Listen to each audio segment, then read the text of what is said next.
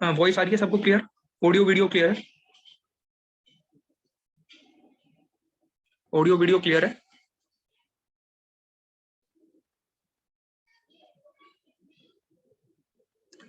Okay, clear है सबको ना?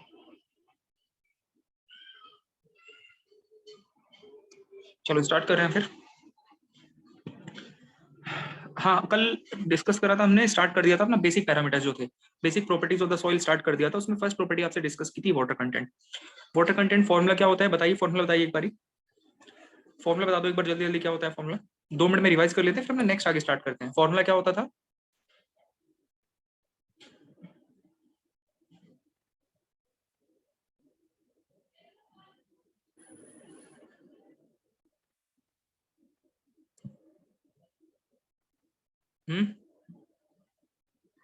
वाटर कंटेंट फॉर्मूला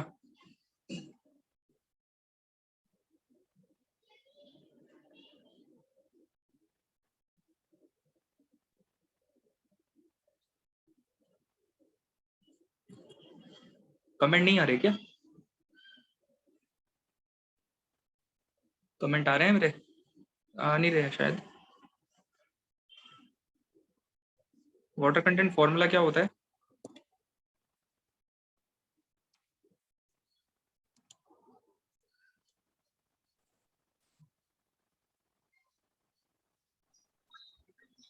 अच्छा, काफी लेट रिप्लाई करा ना, कि वो कमेंट नहीं आ रहे थे शायद, इसलिए हुआ ऐसा।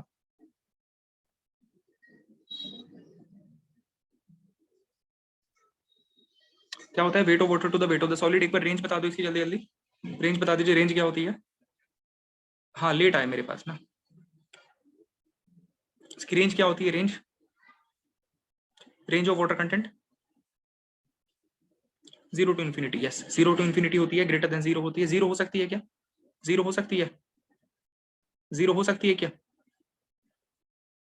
क्या रेंज 0 हो सकती है? यस 0 हो सकती है। Yes, range can be 0, range 0 हो सकती है। कौन सी कंडीशन में 0 होगी? 0 कौन सी कंडीशन में होगी? इन ड्राई कंडीशन में, बिल्कुल क्लियर है। रेंज 0 होगी इन द ड्राई कंडीशन, रेंज 0 होगी ड्राई कंडीशन में। अब मुझे एक बार ये बता दो, सिग्निफिकेंस किसका ज्यादा है? डब्ल्यू का ज्यादा है, डब्ल्यू डैश का ज्यादा है? सिग्निफिकेंस किसका ज्यादा है? डब्ल्यू का ज्यादा है, डब्ल्यू डैश का सिग्निफिकेंस ज्यादा है?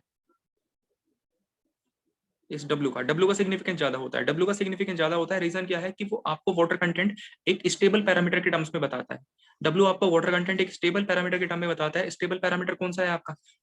Weight of solid is a stable parameter as compare to the total weight of the soil. Total weight के कंपैरिजन में वेट ऑफ सॉलिड ज्यादा स्टेबल पैरामीटर होता है, इसलिए उसका सिग्निफिकेंस ज्यादा है। क्लियर है? क्लियर है? यहाँ तक हमने सब डिस्कस कर लिया। एक रिलेशन भी इसमें ड्राइव करवाया था, रिलेशन देखा था आपने कि W dash is equal to W upon 1 plus W, ये रिलेशन आपने देखा था। एक आपने वेट ऑफ सॉलिड के लिए रिलेशन देखा था। जल्दी से एक बार फॉर्मुला लिख दो, वेट ऑफ सॉलिड का क्या होता है? Formula for wait of solid, wait of solid के लिए क्या फॉर्मुला बताया था हमने कल? वेट ऑफ सॉलिड के लिए एक फॉर्मुला ड्राइव किया था।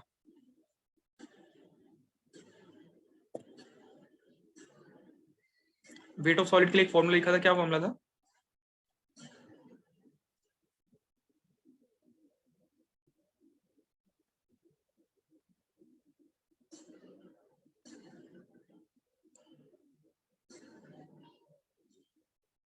कमेंट लेट आ रहे हैं मेरे पास शायद, ऐसा दिक्कत हो रही है लग रहा है।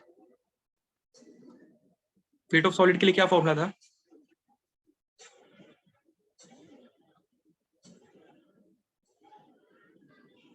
कमेंट नहीं आ रहा है। आवाज आ रही है सबको मेरी क्लियर? Yes sir. अच्छा, आवाज सबको क्लियर आ रही है। चलो फिर अपना फॉर्मूला क्या था? फॉर्मूला था आपका, हमने फॉर्मूला देख लिया था कि फॉर्मूला क्या था। आई थिंक वो कुछ कमेंट का शायद लग रहा है मुझे तो चक्कर। स्टार्ट करते हैं आज का डिस्कशन ना। आज क्या बात करेंगे हम, स्टार्ट करते हैं।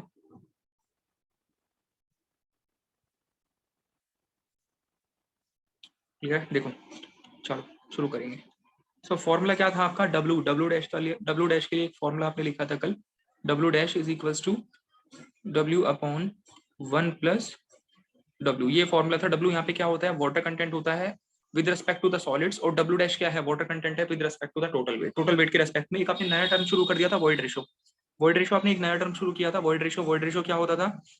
एक बार जल्दी से फॉर्मूला बताओ वॉइड रेशो का।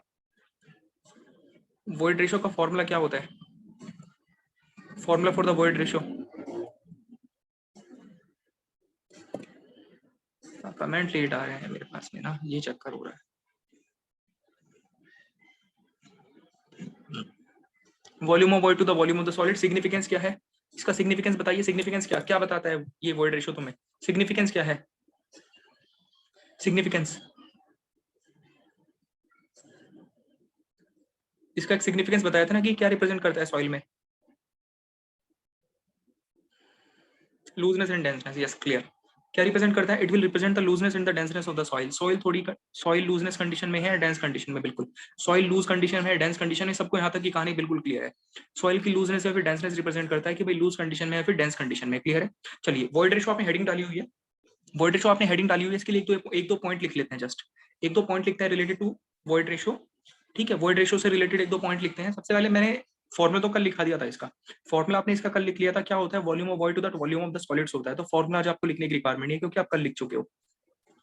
आपको किस तरह से ये लूजनेस या फिर डेंसनेस रिप्रेजेंट करता है वो चीज भी मैंने बता दी थी, वो भी रिप्रेजेंट करा दिया था कि किस तरह से बताता है। अब जस्ट एक आप क्या करोगे यहाँ पे, आप जस्ट एक स्टेटमेंट लिख लो इसमें। आप इसमें क्या करो, एक स्टेटमेंट लिखिए जरा, एक स्टेटमेंट लिखो। स्टेटमेंट क्या लिखो कि void ratio represents void ratio represents void ratio represents the void ratio represents the looseness and denseness of the soil mass. Void ratio represents the looseness and denseness of the soil mass. Void ratio represents the looseness and denseness of the soil mass. Void ratio represents the looseness and the denseness of the soil mass. Void ratio represents the looseness and the denseness of the soil मास। यहाँ तक clear है? सो ये क्या represent करता है? It represents the looseness and the denseness of the soil mass. ये statement लिखा है जस्ट एक अभी। सो वॉइड रेशियो किसको रिप्रेजेंट करता है? इट रिप्रेजेंट्स द लूजनेस या फिर denseness of the soil mass. Soil mass की लूजनेस या फिर डेंसनेस को रिप्रेजेंट करता है। क्लियर है? लिख लिया सबने? सो नोट कर लिया सबने?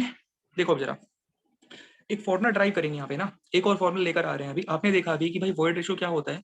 Void ratio is equals to volume of voids to the volume of solids होता है। मैं इसको क्या लिख सकता हूँ? इसी सेम टर्म को अगर मैं चाहूँ तो मैं वॉल्यूम ऑफ वॉइड को किस तरह से लिख सकता हूँ? मैं वॉल्यूम ऑफ वॉइड को total volume minus volume of solids लिख सकता हूँ। I can write it as total volume minus volume of the solids. और डिवाइड में क्या रहेगा यहाँ पे? डिवाइड में वॉल्यूम ऑफ सॉलिड्स ही रहेगा। मैंने क्या करा? वॉल्यूम ऑफ वॉइड को जस्ट क्या लिख दिया? Total volume minus volume of solid लिख दिया। आपको पता है टोटल वॉल्यूम किसके बराबर होता है? That is equal to volume of voids plus volume of void के बराबर होता है। टोटल वॉल्यूम किसके बराबर होता है? Volume of voids plus volume of solid के बराबर होता है सॉइल का। As we all know that the total volume of the soil is equal to the volume of the voids plus volume of the solids. तो मैंने क्या करा यहाँ पे? वॉल्यूम ऑफ वॉइड्स को मैंने किसके बराबर लिख दिया? Total volume minus volume of the solids. अब आप यहाँ से क्या करो, इसको यहाँ से क्या करोगे? कैंसिल आउट करोगे। इसको यहाँ से कैंसिल अगर आप करोगे तो क्या बचेगा आपके पास में term? Total volume minus total volume by VS minus 1 बचेगा, माइनस 1 बचेगा। अब इसको थोड़ा सा मॉडिफाई करो, आएगा क्या यहाँ से? 1 plus E is equals to total volume divided by volume of the solids, divided by the volume of solids. And यहाँ से मैं क्या लिख सकता हूँ? I can write volume of the solids is equals to total volume divided by 1 plus E divided by 1 plus E. आप इसको यहाँ से लिख सकते हो डिवाइडेड बाय 1 प्लस ई। तो यहाँ से आपके पास में एक रिलेशन निकल कर आया, एक रिलेशन आपने ड्राइव करा। ये रिलेशन इंपॉर्टेंट रिलेशन है, क्लियर है? सो ये एक रिलेशन आपके पास में यहाँ से निकल के आता है। बताइए जरा सो क्या होगा यहाँ से? ये वीएस क्या है यहाँ पे? वीएस का मीनिंग आपको ऑलरेडी पता ही है कि भाई वीएस क्या होता है हमारा। वीएस का मतलब क्या होता है? VS is the volume of the solids. VS क्या है? That is volume of solids. ये है वॉल्यूम ऑफ सॉलिड। और ई क्या है? ई है हमारी सॉइल का void ratio. E is the void ratio of the soil. E है सॉइल का वॉइड रेशियो एंड वीटी क्या है? That is the total volume. ये टोटल वॉल्यूम है, ये है टोटल वॉल्यूम। तो यहाँ से ये चीज क्लियर हो गई कि अगर आपको सॉइल का टोटल वॉल्यूम पता है, अगर आपको उसका वॉइड रेशियो पता है, अगर आपको उसका वॉइड रेशियो पता है तो आप इजीली क्या निकाल सकते हो? वॉल्यूम ऑफ सॉलिड निकाल सकते हो। You can easily calculate the value of the volume of the solid. तो एक रिलेशन आपके पास में निकल कर आता है। यानी कि अब आपके पास में दो इंपॉर्टेंट रिलेशन हो चुके। आपको अगर टोटल वेट निकालना है सॉइल का, आप सॉलिड्स का, सॉरी अगर आपको सॉलिड्स का टोटल वेट निकालना है, अगर आपको सॉलिड्स का टोटल वेट निकालना है तो उसके लिए हमने कल फॉर्मूला देखा था। क्या फॉर्मूला दिखा था total weight of the solids के लिए? हाँ, total weight of the solids के लिए क्या था फॉर्मूला, कोई बताएगा? टोटल वेट ऑफ सॉलिड का फॉर्मूला क्या था? कल निकाला था, उसको हमने ड्राइव किया था कल। टोटल वेट ऑफ सॉलिड का फॉर्मूला क्या था? What was the formula for total weight of the solids? Total weight of solid, total weight upon 1 plus W. Yes, correct. So formula था upon total weight upon 1 plus W. क्या formula निकाला था आपने कल? Yes correct, total weight upon 1 plus W. So कल आपने formula निकाला था इसके लिए total weight upon 1 plus W. So दो इंपॉर्टेंट रिलेशन आपके पास में आ चुके कि अगर आपको टोटल वेट पता है, आपको वाटर कंटेंट पता है, तो आप सॉलिड्स का वेट निकाल सकते हो इजीली। अगर आपको टोटल वॉल्यूम पता है, अगर आपको वॉइड रेशियो पता है, तो आप सॉलिड्स की वॉल्यूम निकाल सकते हो। तो वेट भी निकालने का आपको तरीका पता लग चुका एंड वॉल्यूम भी निकालने का आपको तरीका पता लग चुका है। ठीक है, कैसे निकालेंगे वो यहाँ से चीज क्लियर हो गई। इंपॉर्टेंट रिलेशन है। अब ये बताओ साथ साथ नोट करना है, बाद में नोट कर लोगे आराम से? बोलिए, फिर अपना आगे चलते हैं। नहीं तो इसको साथ साथ नोट करोगे, बाद में नोट करोगे? एक बार कंफर्म, एक बार क्लियर कर दो, फिर अपना आगे चलते हैं। नहीं तो चलिए बाद में कर लेना, ठीक है? नोट कैसे करोगे बाद में नोट कर लेना, स्क्रीनशॉट लेना ना। साथ साथ कर सकते हो तो कर लो, मतलब जल्दी अगर आपकी स्पीड है, नहीं तो बाद में आराम से कर लेना। वीडियो जब लेक्चर खत्म हो जाएगा, लेक्चर खत्म होने के बाद आराम से कर लेना। आधा घंटा लगेगा आपको नोट करने में, तब बाद में कर लेना आराम से, ठीक है? चलो, सो ये हमारे पास में एक फॉर्मूला निकल कर आया है यहाँ से ना। अब देखिएगा जरा नेक्स्ट आपके पास में क्या है, मैं बात करता हूँ रेंज की। मैंने वॉइड रेशियो का आपको फॉर्मूला बता दिया, वॉइड रेशियो का सिग्निफिकेंस क्या है वो चीज आपने देख ली है। अब हम नेक्स्ट बात कर रहे हैं, नेक्स्ट हम डिस्कशन कर रहे हैं about the range of the value of the void ratio की। वॉइड रेशियो की जो वैल्यू होगी वो किस रेंज में लाई करेगी। सो नेक्स्ट आपके पास जो आता है, next point of reference is range of void ratio. E की वैल्यू की रेंज क्या रहेगी, इसका फॉर्मूला उठाओ। सबसे पहले फॉर्मूला क्या होता है? Volume of voids to the volume of solids होता है, ये इसका फॉर्मूला है। सबसे पहले आप मुझे ये बताओ कि क्या वॉल्यूम, क्या सॉइल का वॉइड रेशियो, क्या सॉइल का वॉइड रेशियो जीरो हो सकता है क्या? क्या सॉइल का वॉइड रेशियो जीरो हो सकता है? बताइए जरा, can void ratio be zero?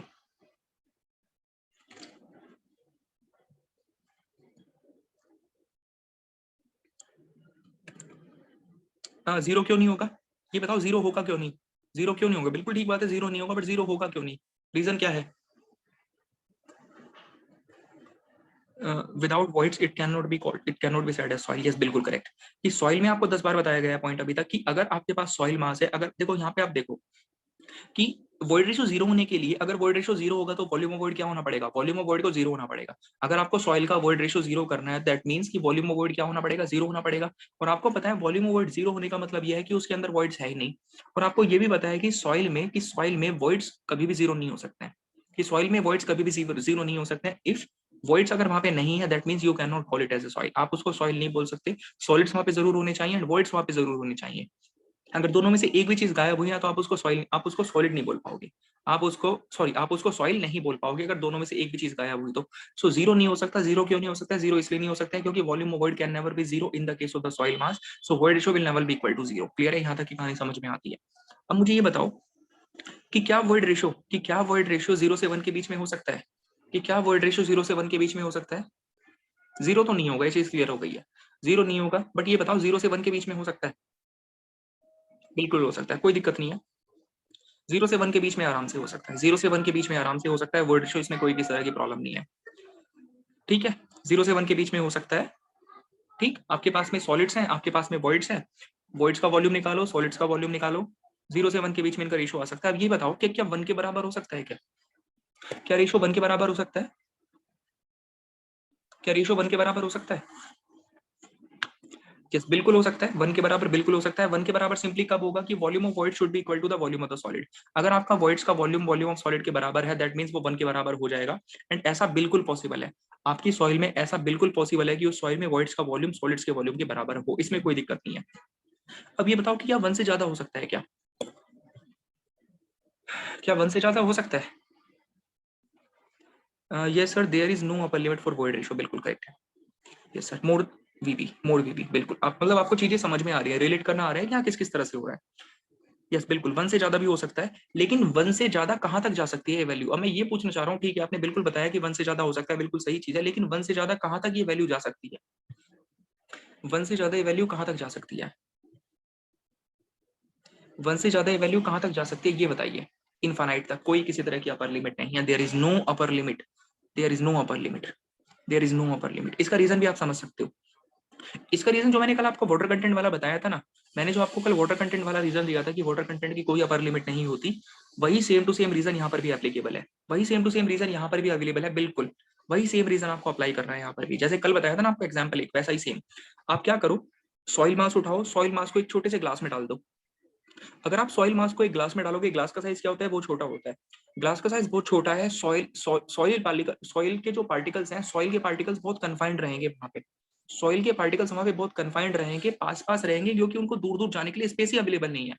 तो होगा क्या कि जब पार्टिकल बहुत पास पास रहेंगे ग्लास के अंदर, ग्लास की मैं बात कर रहा हूँ, तो उनके बीच में वॉइड्स भी कम होंगे, वॉइड्स भी कम होंगे, मतलब वॉल्यूम ऑफ वॉइड कम रहेगा, लेकिन जीरो नहीं होगा। वॉल्यूम ऑफ वॉइड कम रहेगा तो वॉइड रेशियो की वैल्यू आएगी कुछ निकल के, ठीक है। अब आप क्या करो, उसी सेम सैंपल को उठाकर किसी एक बड़े से कंटेनर में डाल दो, बाल्टी के अंदर डाल दो। जब आपने उसके अंदर बाल्टी के अंदर डाला उठाकर, तो उसका साइज क्या होता है, एज कम्पेयर टू ग्लास बड़ा होता है। तो बाल्टी का साइज अगर बड़ा है ग्लास के कंपैरिजन में, तो बाल्टी में क्या होगा कि पार्टिकल को इधर उधर दूर दूर जाने के लिए थोड़ा स्पेस मिल गया। अगर पार्टिकल को दूर दूर जाने के लिए स्पेस मिल गया, तो मतलब वॉइड्स क्या कर सकते हैं, वहां पे इंक्रीज करेंगे। वॉइड्स का वॉल्यूम क्या करेगा, इंक्रीज करेगा। वॉइड्स का वॉल्यूम बढ़ने का मतलब क्या है कि पार्टिकल के बीच का जो गैप है वो इंक्रीज कर रहा है सिंपली। तो वॉइड्स का वॉल्यूम बढ़ा, एंड हो सकता है कि वो वॉइड्स का वॉल्यूम बढ़कर सॉलिड्स के बराबर हो जाए या फिर सॉलिड से ज्यादा हो जाए। अब आप क्या करो, उसी सैंपल को उठाकर एक रिवर के अंदर डाल दो। रिवर में और ज्यादा बड़ा साइज होता है। जब हमने वहां पे सॉइल को डाला, तो जो पार्टिकल्स थे उनको मूवमेंट के लिए और ज्यादा जगह मिल गया। अब पार्टिकल और ज्यादा दूर दूर हो सकते हैं वहां पे, क्योंकि स्पेस अवेलेबल है। जब स्पेस अवेलेबल है, पार्टिकल और ज्यादा दूर दूर हो गए, तो उनके बीच में जो गैप था वो भी बढ़ा। गैप बढ़ा तो मतलब गैप का वॉल्यूम बढ़ा। गैप का वॉल्यूम बढ़ने का मतलब है कि वॉइड्स का वॉल्यूम बढ़ गया। अब वो वॉइड्स का वॉल्यूम बढ़ते बढ़ते बढ़ते बढ़ते सॉलिड्स के वॉल्यूम से ज्यादा हो जाए, मतलब वॉइड रेशियो 1 से ज्यादा हो गया। अब आप उसी सैंपल को उठाकर एक समुद्र के अंदर डाल दो। एक समुद्र के अंदर जब आप उसको डालोगे, तो क्या होगा, समुद्र का साइज तो बहुत बड़ा होता है, वहां पर तो जो पार्टिकल्स हैं वो बहुत दूर दूर जा सकते हैं। पार्टिकल अगर बहुत दूर दूर जा सकते हैं, इसका मतलब यह है कि पार्टिकल के बीच का गैप बहुत बहुत ज्यादा बढ़ जाएगा। पार्टिकल के बीच का अगर गैप बहुत ज्यादा बढ़ेगा, that means volume of void बहुत ज्यादा बढ़ चुका, यानी कि वॉइड रेशियो बढ़ता जा रहा है। आप देख रहे हो कि मैं जैसे जैसे बड़े कंटेनर में डालता हूँ, तो सॉलिड्स के बीच का गैप बढ़ता जाता है, वॉल्यूम बढ़ता जाता है, गैप का वॉल्यूम ऑफ वॉइड बढ़ता जाता है, वॉइड रेशियो बढ़ता जाता है। तो मतलब कोई अपर लिमिट आ ही नहीं रही कि भाई कहाँ तक बढ़ेगी वैल्यू, कोई अपर लिमिट थोड़ी आ रही है। तो आप कल वाले एग्जांपल से रिलेट कर सकते हो कि there is no upper limit for the value of the void ratio. Void ratio की वैल्यू के लिए, इसकी रेंज के लिए कोई किसी तरह की अपर लिमिट नहीं है। लेकिन हमें एक चीज जरूर समझ में आती है कि void ratio will never be equal to zero, because in the case of the soil volume of voids can not be equal to zero. ये हमें जरूर समझ में आता है। तो यहाँ से आप क्या लिखोगे, यहाँ से आप अगर इसकी रेंज लिखोगे ना, तो e will be more than zero, ये इसकी रेंज आ जाएगी। ये वॉइड रेशियो की क्या आ गई आपके पास में, दिस इज द रेंज, ये रेंज आ गई आपके पास में वॉइड रेशियो की। आई थिंक क्लियर हुआ होगा। देखो यहाँ पे मैंने इस बार इक्विलिटी नहीं लगाई है, यहाँ पे मैंने इक्विलिटी का साइन इसलिए नहीं लगाया, रीजन क्या है उसका, क्योंकि जीरो ही हो सकता है, void ratio can never be equal to zero. लेकिन हाँ, जीरो से बड़ा कुछ भी हो सकता है। There is no upper limit, there is no upper limit. I think ये आपको सबको समझ में आया होगा कि किस तरह से इसकी रेंज हमने लिखी है। रेंज अगर समझ लोगे तो आसानी से निकाल सकते हो, याद करने की कोशिश करोगे तो याद नहीं कर पाओगे। कॉन्सेप्ट समझो, लॉजिक समझो, किस तरह से निकाल कर लेकर आ रहे हैं।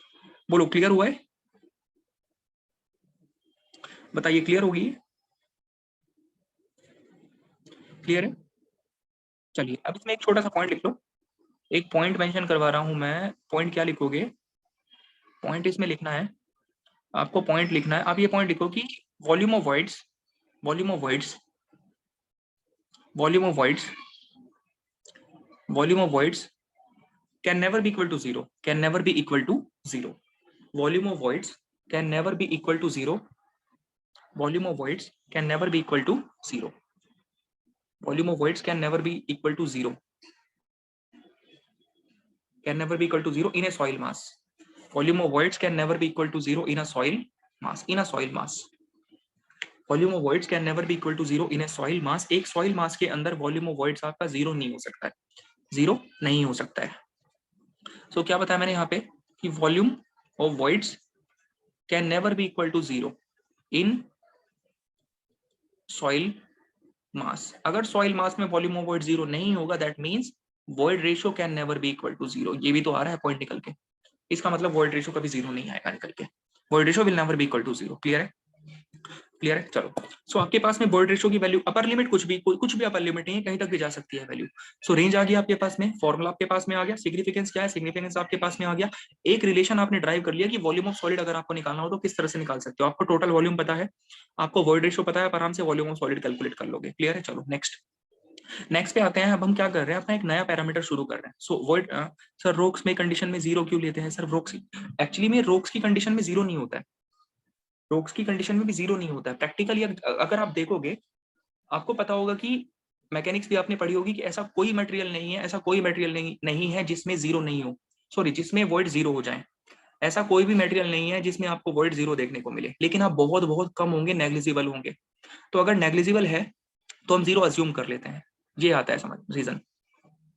आपने जैसे मैकेनिक्स में पढ़ी होगी तो मैकेनिक्स में पढ़ा होगा, ऐसा कोई आपका बॉडी नहीं है जिसमें वॉइड एक तरह से जीरो हो जाए, बहुत कम होंगे जरूर, तो जीरो के बराबर अज्यूम कर लेते हैं। सो रोक्स के केस में भी ऐसा ही होता है कि होते हैं, बहुत बहुत कम होते हैं, इसलिए उसको जीरो मान लेते हैं।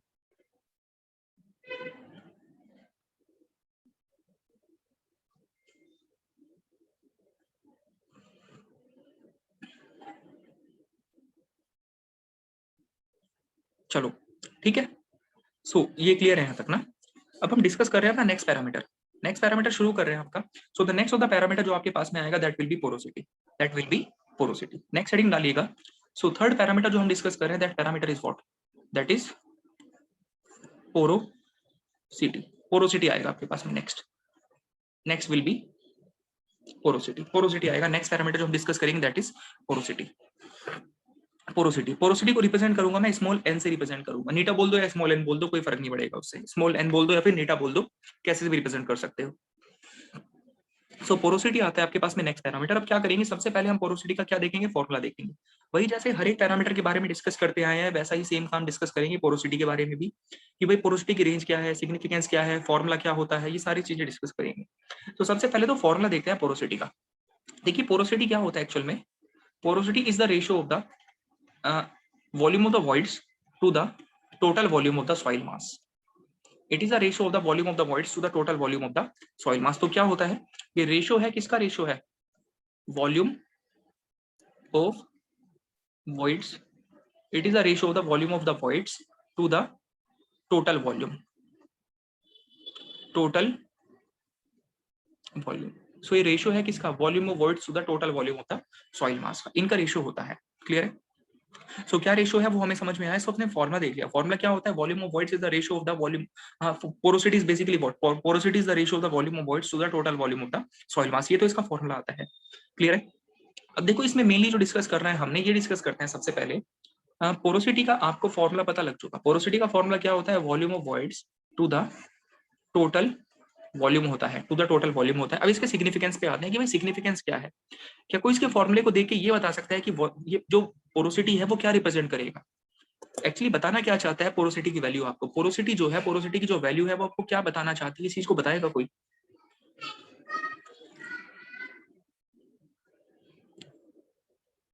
देखकर इसका फॉर्मूला खुद से खुद अगर आप सोच पा रहे होंगे तो बताओ। Voids in soil, voids in soil, बिल्कुल वॉइड्स तो बता रहा है, लेकिन ये वॉइड्स का वॉल्यूम बता रहा है। हाँ बिल्कुल ठीक बात है, voids ratio of the two volume, ratio of two volumes, total volume में वॉइड का वॉल्यूम कितना है, टोटल वॉल्यूम में वॉइड का वॉल्यूम कितना है। देखो जरा, जैसे कल डिस्कस करा था ना वैसे सेम यहाँ पे भी उठाते हैं। जैसे आपने वॉइड रेशियो का सिग्निफिकेंस डिस्कस करा था, इन द सिमिलर वे हम किसका सिग्निफिकेंस उठाएंगे, इसका पोरोसिटी का भी सिग्निफिकेंस देखते हैं। देखो जरा, in total volume of the soil मास, देखो जरा क्या करना है यहाँ पे, आप देखिए, लेट अस सपोज पोरोसिटी बढ़ा, पोरोसिटी बढ़ेगा कब, वॉल्यूम ऑफ वॉइड बढ़ेगा, पोरोसिटी बढ़ेगा, वॉल्यूम ऑफ वॉइड बढ़ेगा। पोरोसिटी बढ़ने का मतलब क्या है, वॉल्यूम ऑफ वॉइड बढ़ रहा है, वॉल्यूम ऑफ वॉइड बढ़ने का मतलब क्या है, कि सॉइल के अंदर वॉइड्स ज्यादा है। इसका मतलब क्या है, सॉइल के अंदर वॉइड्स ज्यादा है। सॉइल के अंदर वॉइड्स ज्यादा होने का मतलब क्या है, आपका पार्टिकल के बीच में गैप है, पार्टिकल के बीच में क्या है, गैप है, यही तो मतलब आता है ना समझ में। पोरोसिटी बढ़ा, वॉल्यूम ऑफ वॉइड बढ़ा, वॉल्यूम ऑफ वॉइड बढ़ने का मतलब क्या है, गैप है। क्या मतलब है, गैप बढ़ा, किसके बीच में, सॉलिड्स के बीच में। सॉलिड्स के बीच में गैप बढ़ने का मतलब क्या होता है, आपको पहले दिन पे चीज सिखा रखी है मैंने, सॉलिड्स के बीच में गैप बढ़ने का मतलब क्या होता है, सॉलिड्स के बीच में गैप है, गैप बढ़ने का मतलब क्या होता है, गैप बढ़ा मतलब क्या हो रहा है, लूजनेस, लूजनेस बढ़ रही है। लूजनेस, लूजनेस क्या करेगी, इंक्रीज करेगी, ये समझ में आता है, लूजनेस बढ़ेगी। लूजनेस अगर बढ़ी, अगर लूजनेस, अगर अब यहाँ पे ये भी बताओ, अगर लूजनेस बढ़ी, अगर लूजनेस बढ़ी तो पार्टिकल टू पार्टिकल कांटेक्ट बताओ, लूजनेस बढ़ी particle to particle contact, looseness बढ़ी particle to particle contact less, looseness बढ़ी मतलब पार्टिकल टू पार्टिकल कांटेक्ट कम हो जाएगा, लूजनेस बढ़ी पार्टिकल टू पार्टिकल कांटेक्ट कम हो गया, पार्टिकल टू पार्टिकल कांटेक्ट कम हुआ, पार्टिकल टू पार्टिकल कांटेक्ट अगर कम हुआ, load carrying capacity, load carrying capacity decrease होगी, लोड कैरिंग कैपेसिटी डिक्रीज होगी, लोड कैरिंग कैपेसिटी डिक्रीज होगी, लोड ज्यादा ट्रांसफर होगा कम ट्रांसफर होगा, लोड ज्यादा ट्रांसफर होगा कम ट्रांसफर होगा, कम ट्रांसफर होगा, लोड कम ट्रांसफर होगा, लोड कम ट्रांसफर होगा, shear strength, shear strength, soil की shear strength, shear strength of the soil कम हो जाएगी, सॉइल की शेयर स्ट्रेंथ क्या हो जाएगी, कम हो जाएगी। सेटलमेंट, सेटलमेंट, सेटलमेंट भी बताओ, सेटलमेंट, सेटलमेंट्स ज्यादा होंगे, बिल्कुल, मतलब पूरी कहानी रिलेट हो गई है कि किस तरह से चीजें आ रही हैं, क्लियर है। चलो, यस, परमेबिलिटी इंक्रीजेस, बिल्कुल परमेबिलिटी इंक्रीज, सारे के सारे पैरामीटर आपने कल डिस्कस कर लिए थे, ऑल द पैरामीटर्स हमने कल डिस्कस कर लिए थे, सारे के सारे पैरामीटर्स कि किस किस तरह से चीजें हो रही हैं। तो क्या मतलब यहाँ पे बोलने का, पोरोसिटी बढ़ा, वॉल्यूम ऑफ वॉइड बढ़ा, गैप बढ़ा, लूजनेस बढ़ गई, पोरोसिटी कम हुआ, वॉल्यूम ऑफ वॉइड कम हुआ, गैप कम होगा, गैप कम होने का मतलब क्या है, डेंसनेस बढ़ गई, डेंसनेस बढ़ गई। तो एक चीज तो यहाँ से क्लियर ये हो गई कि चाहे आप वॉइड रेशियो की बात करो या चाहे आप पोरोसिटी की बात करो, दोनों के दोनों पैरामीटर आपको क्या रिप्रेजेंट कर रहे हैं, both these parameter are representing the same thing in the soil mass, और वो क्या है, लूजनेस या फिर डेंसनेस, दोनों का सिग्निफिकेंस सेम निकल कर आता है। आया समझ में, दोनों सेम बता रहे हैं नहीं बता रहे, बताओ जरा, क्या दोनों का प्रैक्टिकल सिग्निफिकेंस सेम है,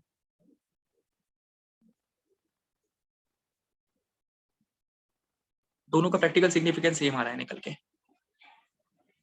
so it is also representing the looseness या फिर denseness of the soil mass, ये भी लूजनेस या फिर डेंसनेस ही रिप्रेजेंट कर रहा है सॉइल मास की। यहां तक सबको क्लियर है, ठीक है।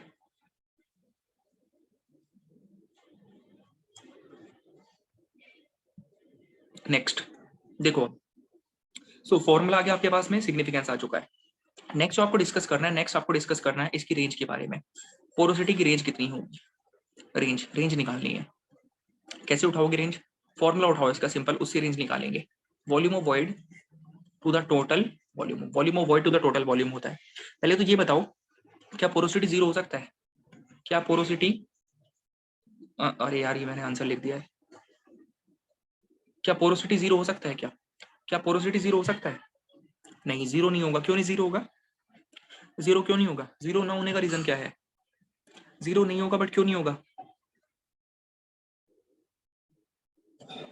पोरोसिटी जीरो नहीं होगा, बिल्कुल, VV can not be zero, yes, porosity आपको ये समझ में आया, will not be equal to zero, क्यों, क्योंकि in case of the soils VV can not be equal to zero, क्योंकि वीवी जीरो नहीं हो सकता सॉइल के केस में, इसलिए नहीं होगा, क्लियर है। चलो, जीरो नहीं होगा, यहां तक समझ में आया। अब नेक्स्ट हम आते हैं किस पे, ये बताओ मुझे जरा, कि अभी आपने डिस्कस करा था कि volume of void can never be zero in the case of the soil मास, तो क्या पोरोसिटी, ये बताओ, क्या पोरोसिटी 100% हो सकता है, क्या पोरोसिटी की वैल्यू 100% हो सकती है, क्या पोरोसिटी 100% हो सकता है,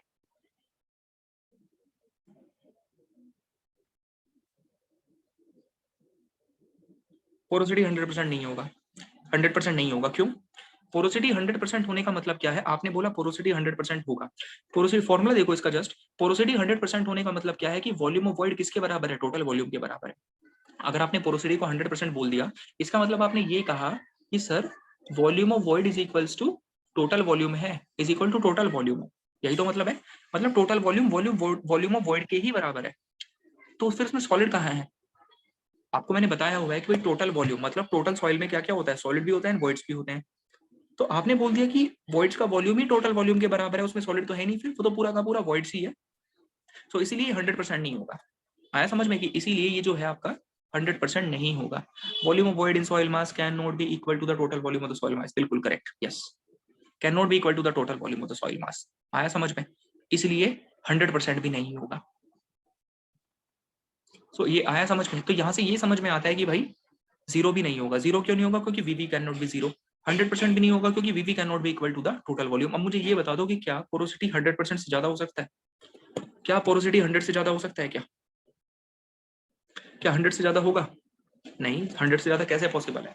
100 से ज्यादा पॉसिबल है ही नहीं।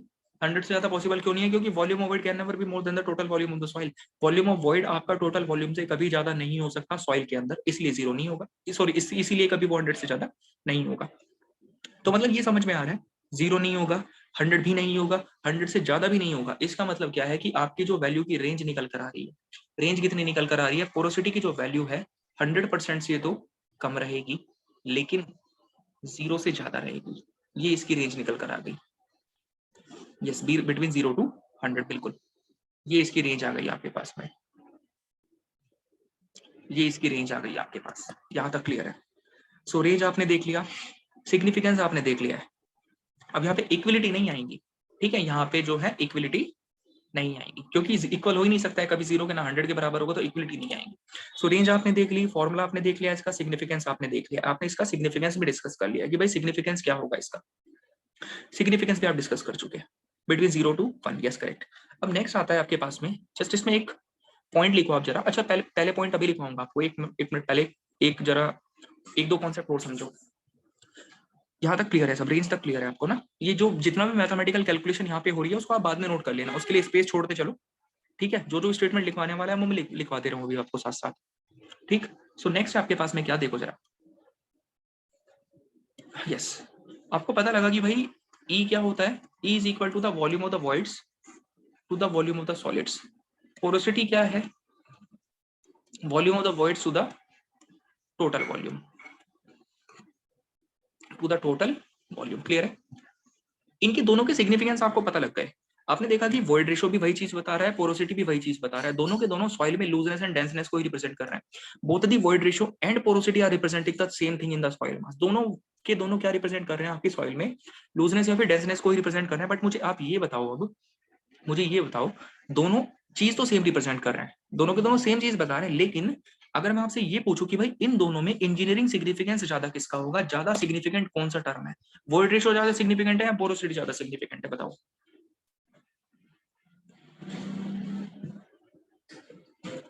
वॉइड रेशियो ज्यादा सिग्निफिकेंट है। क्लियर, बिल्कुल सब कुछ ही समझ में आई। सेम किसके जैसा लॉजिक लगाओगे? जैसा कल आपने देखा था ना, water content was is equals to weight of water to the weight of solid था। दूसरा क्या था? W dash was is equals to weight of water to the total weight. इसी के जैसा तो लॉजिक है, बिल्कुल सेम टू सेम लॉजिक है एकदम, कोई किस तरह का फर्क नहीं है। देखो, VS is more stable parameter than VB, बिल्कुल बिल्कुल सेम यही रीजन है। जैसे कल आपने देखा था ना, इन दोनों में वही सेम यहाँ पे लग रहा है, क्योंकि वेट ऑफ सॉलिड जो होगा that is more stable as compare to the total weight. In the similar way, मैंने आपको कल बताया था, एक एग्जांपल भी दिया था कि वॉल्यूम ऑफ द सॉलिड जो होता है वो ज्यादा स्टेबल होता है किसके रेस्पेक्ट में? टोटल वॉल्यूम के रेस्पेक्ट में। इसीलिए आप अगर किसी पैरामीटर की वैल्यू बताओगे तो वो स्टेबल पैरामीटर के रेस्पेक्ट में बताओगे, स्टेबल के रेस्पेक्ट में बताओगे। तो यहाँ पे क्या आता है निकल के कि इसीलिए जो इंजीनियरिंग सिग्निफिकेंस है वॉइड रेशियो का ज्यादा निकल कर आता है as compare to that of the porosity. Reason क्या है? Both porosity and void ratio represent the same thing. दोनों के दोनों porosity and void ratio same चीज को रिप्रेजेंट करते हैं, लूजनेस या फिर डेंसनेस को रिप्रेजेंट करते हैं। But the point is that void ratio represents the volume of voids with respect to more stable parameter. Void ratio volume of void को रिप्रेजेंट करता है with respect to more stable parameter. That's why the engineering significance of the void ratio is more as compare to the porosity, as compare to the porosity. यहाँ तक की सारी कहानी clear है क्या सबको? बताओ, ये सब पॉइंट क्लियर है? कोई दिक्कत किसी तरह की?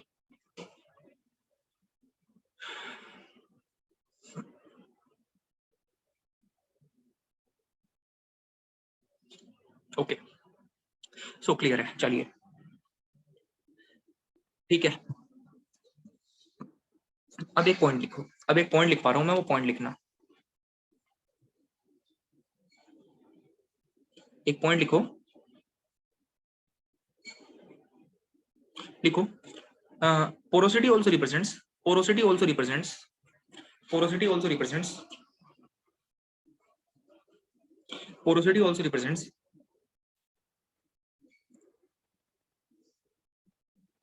Looseness or denseness of soil. Porosity also represents looseness or denseness of soil.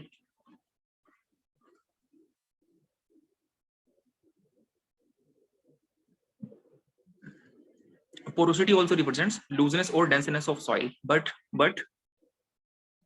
engineering significance of engineering significance of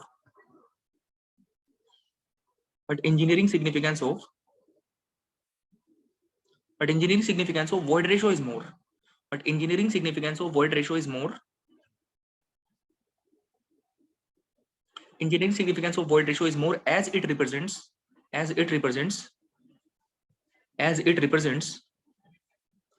the volume of void, as it represents the volume of voids, as it represents the volume of voids, as it represents the volume of void with respect to solids, with respect to solids, as it represents the volume of voids with respect to solids, with respect to solids, with respect to solids, which is more stable, which is more stable, which is more stable, which is more stable as compared to, which is more stable as compared to, which is more stable as compared to total volume of soil, which is more stable as compared to total volume of soil, which is more stable as compared to total volume of soil, which is more stable as compared to total volume of soil. बताइए clear है क्या? लिख लिया सबने? यहाँ तक बताओ जरा.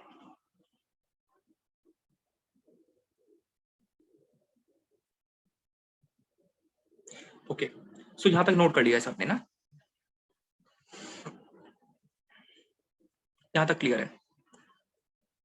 कोई प्रॉब्लम किसी तरह का? फिर आगे डिस्कस कर रहे हैं.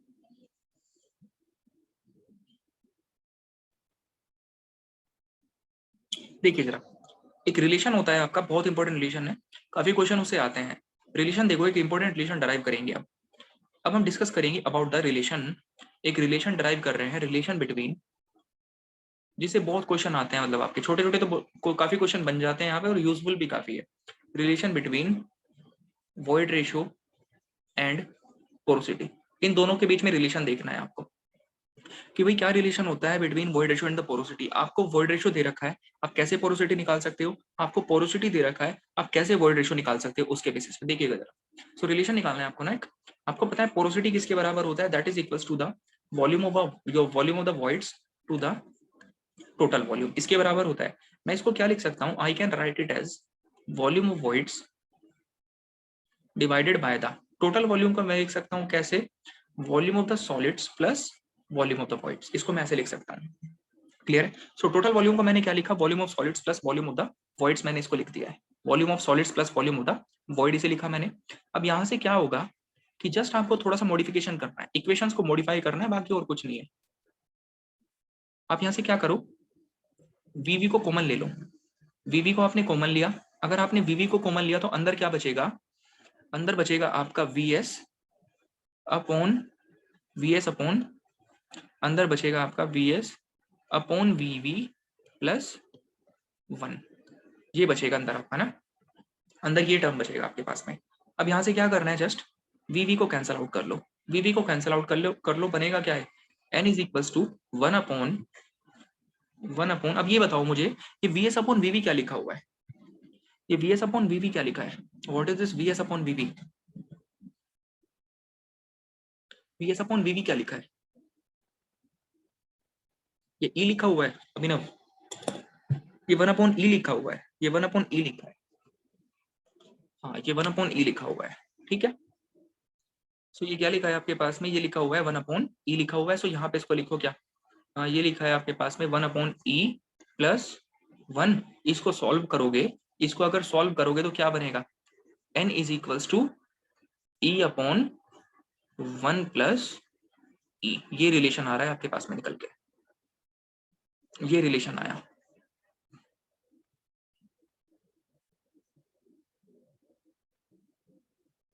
ठीक है, सो ये रिलेशन आ गया आपके पास में, बताओ जरा कोई दिक्कत है क्या.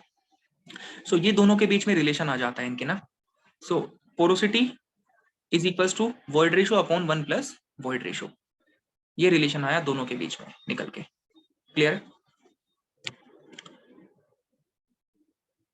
आप क्या कर सकते हो, आपने पोरोसिटी को लिखा है वॉइड रेशियो के टर्म्स में।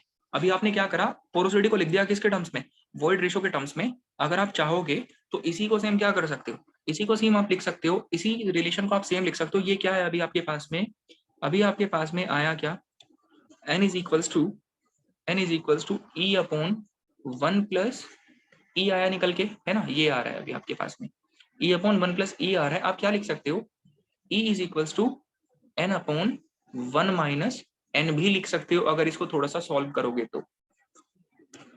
ठीक है, तो कुछ भी देख लेना, मतलब दोनों में से कोई भी रिलेशन आप अप्लाई करवा सकते हो। मैंने पोरोसिटी को लिख दिया वॉइड रेशियो के टर्म्स में, अगर आप वॉइड रेशियो को लिखना चाहो पोरोसिटी के टर्म्स में तो लिख सकते हो, इस तरह से आ जाएगा आपके पास में n अपॉन 1 माइनस एन आ जाएगा निकल के, n अपॉन 1 माइनस एन आ जाएगा वैल्यू निकल के। So n is equal to e upon 1 plus e and e is equal to n upon 1 minus n. बताइए जरा।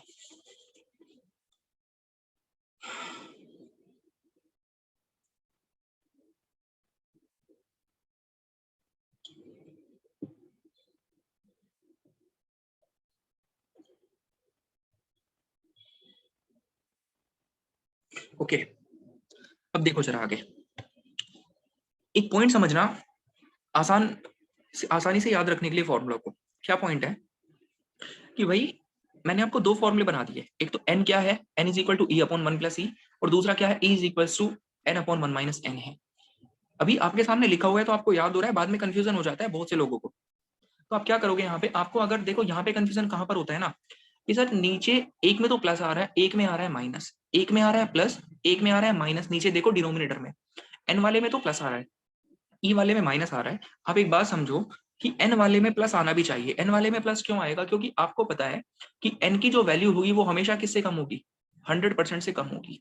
एन की वैल्यू हमेशा 100% से क्या होगी, कम होगी। अगर एन की वैल्यू हमेशा 100% से कम होगी, इसका मतलब ये है कि आपका जो डिनोमिनेटर है that should be more then the numerator.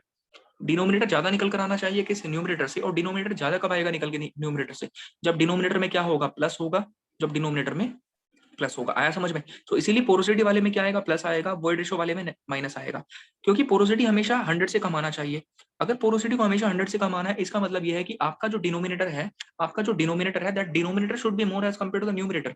और डिनोमिनेटर न्यूमरेटर से कम कब, से ज्यादा कब आएगा, डिनोमिनेटर न्यूमरेटर से ज्यादा कब आएगा, जिस समय पे बीच में क्या होगा, प्लस होगा। जिस समय पे बीच में प्लस होगा तब ये जाकर ज्यादा आएगा। तो और एन क्या आएगा, 1 से कम निकल कर आएगा। बाकी आप अपने हिसाब से देख लो, जैसे भी आप याद कर पाओ। जो जो चीजें मुझे आती हैं वो मैं आपको सब बता देता हूँ, ठीक है, कि हाँ भाई आपको छोटी छोटी ट्रिक्स जिससे कि आपके लिए आसान बनाया जा सके चीजों को, फॉर्मूले आपको आसानी से याद करवाए जा सके, इसीलिए मैं बता देता हूँ जस्ट। बाकी आपके अपने खुद के लॉजिक हैं, जैसे भी आप याद रखना चाहो रख सकते हो। बोलो, यहाँ तक क्लियर है सबको?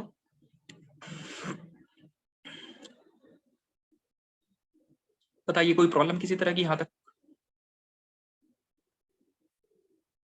चलो, सो यहाँ तक क्लियर है ना? ठीक है, अब देखो जरा नेक्स्ट। अब मैं एक बहुत इंपॉर्टेंट पॉइंट आपको बता रहा हूँ। ये बताओ कि अगर मैंने आपसे ये कहा कि आपको ये तो समझ में आया कि both void ratio and porosity same चीज बता रही है, दोनों के दोनों void ratio and porosity same चीज बता रहे हैं, कोई किसी तरह का डिफरेंस नहीं है, बट जस्ट क्या है, सिग्निफिकेंस ई का थोड़ा ज्यादा है एज कम्पेयर टू पोरोसिटी। ये बताओ, मैंने आपसे ये कहा कि भाई वॉइड रेशियो बढ़ा एंड पोरोसिटी भी बढ़ा, तो सब, अगर मैंने आपसे ये कहा कि भाई वॉइड रेशियो भी बढ़ रहा है, पोरोसिटी भी बढ़ रहा है, तो इसका मतलब यह है कि वॉल्यूम ऑफ वॉइड बढ़ रहा है सॉइल में। ये स्टेटमेंट सही है? वॉइड रेशियो एंड पोरोसिटी बढ़ने का मतलब क्या है, आपकी सॉइल में वॉल्यूम ऑफ वॉइड बढ़ रहा है।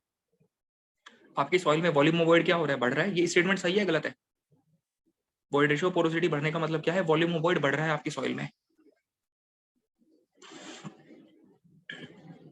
ये सही है स्टेटमेंट? अगर वॉइड रेशियो की वैल्यू बढ़ रही है, पोरोसिटी की वैल्यू बढ़ रही है, मतलब ये है कि आपकी सॉइल में वॉल्यूम ऑफ वॉइड बढ़ रहा है। अभी आपने फॉर्मूले भी देख लिए तो आसानी से समझ में आ जाना चाहिए। देखो क्या है कि ई बढ़ा, ठीक है, या फिर आप मान लो एन बढ़ा। अगर ई बढ़ेगा सपोज, या फिर एन बढ़ेगा, तो होगा क्या, वॉल्यूम ऑफ वॉइड क्या करेगा, बढ़ेगा। वॉल्यूम ऑफ वॉइड बढ़ेगा, वॉल्यूम ऑफ वॉइड बढ़ा मतलब ज्यादा वॉइड्स वहां पर हैं।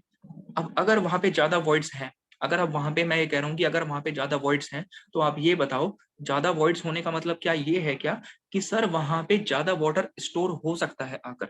क्या इसका मतलब ये है कि अगर वॉइड्स ज्यादा है इसका मतलब ये है कि उन वॉइड्स में मतलब उस सॉइल के पास ज्यादा वाटर स्टोर करने की कैपेसिटी है? क्या स्टेटमेंट सही है गलत है? वॉल्यूम ऑफ वॉइड ज्यादा मतलब उस सॉइल में ज्यादा वाटर स्टोर हो सकता है। अगर मैं ये नहीं कह रहा कि ज्यादा वाटर स्टोर है नहीं है वो तो एक अलग बात है, बट मैं ये जस्ट कह रहा हूँ आपसे कि ज्यादा वाटर वहां पे स्टोर हो सकता है आके, ज्यादा वाटर वहां पर आकर स्टोर हो सकता है। तो हमें एक और चीज पता लग रही है कि आपकी सॉइल में एक बहुत इंपॉर्टेंट स्टेटमेंट क्या निकल कर आया कि वॉल्यूम ऑफ वॉइड बढ़ने का मतलब क्या है कि water storage capacity, water storage capacity ज्यादा है, वाटर स्टोरेज कैपेसिटी ज्यादा है, ये समझ में आता है।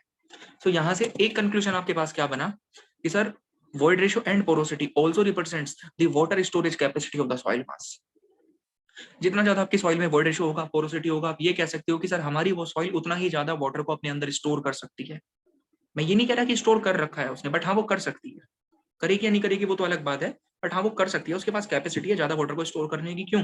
वॉइड ज्यादा होने का मतलब है कि वो ज्यादा वाटर उसके वॉइड में आ सकता है। अभी वाटर आता कहाँ पे है आपको पता है ना? वॉइड रहेगा कहाँ? वाटर रहेगा कहाँ पे? वॉइड में तो रहेगा ना। तो वॉइड ज्यादा होने का मतलब है कि वॉइड में ज्यादा वाटर आके रह सकता है, मतलब सॉइल के पास ज्यादा स्टोरेज कैपेसिटी है।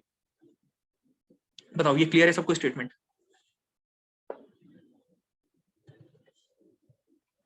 देखो कितनी अच्छी अच्छी चीज जानने को मिल रही है आपको।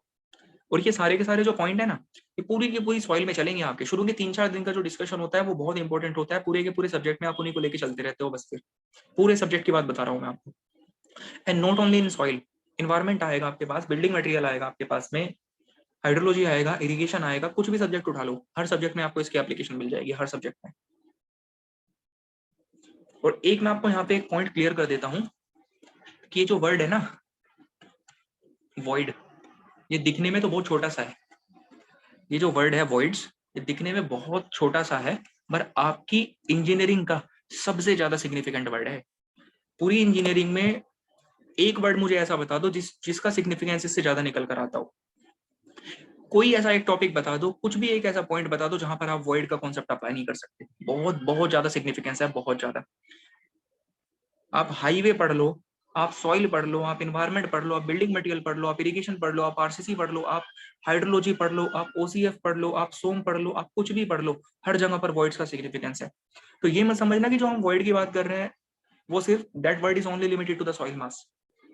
ये सिर्फ सॉइल में लिमिटेड नहीं है, ये सिर्फ सॉइल में लिमिटेड नहीं है। आप कोई भी सब्जेक्ट पढ़ोगे, इरिगेशन, हाइड्रोलॉजी, हाईवे, हर जगह पे क्या मिलेगा आपको? वॉइड ही वॉइड मिलेगा। हर जगह पे आपको वर्ड्स के कॉन्सेप्ट मिलेंगे, हर जगह पे आपको वर्ड्स के कॉन्सेप्ट मिलेंगे। बस जरूरत है कि आपको अप्लाई करना आना चाहिए। अगर आपसे अप्लाई करना आता है तो दैट इज गुड, अगर अप्लाई नहीं करना आता तो वो एक अलग बात है। लेकिन by the end of the subject आपके अंदर इतनी अंडरस्टैंडिंग डेवलप कर जाएगी कि आप हर एक सब्जेक्ट में वर्ड्स के कॉन्सेप्ट अप्लाई करवा पाओगे खुद से खुद। सबसे ज्यादा सिग्निफिकेंट वर्ड है ये जो वर्ड्स हमारी पूरी की पूरी इंजीनियरिंग का। अब तो धीरे धीरे आपको समझ में आ भी रहा है। आपने कुछ पैरामीटर डिस्कस कर लिए, looseness, tenseness, void ratio, porosity, water content, ये सब किसके बेसिस पे डिफाइन हो रहे हैं? क्या बताने की कोशिश कर रहे हैं सारे के सारे पैरामीटर आपको? आप एक जस्ट मुझे पॉइंट बताओ, ये सारे के सारे पैरामीटर आपको क्या बताने की कोशिश कर रहे हैं? ये सारे पैरामीटर आपको क्या बताने की कोशिश कर रहे हैं? बताओ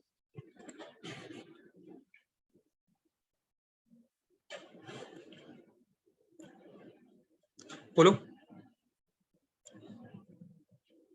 अगर आप देखो एक जस्ट, तो ये सारे के सारे पैरामीटर आपको क्या बताने की कोशिश कर रहे हैं? कंडीशन ऑफ सॉइल बता रहे हो आप, बताओ।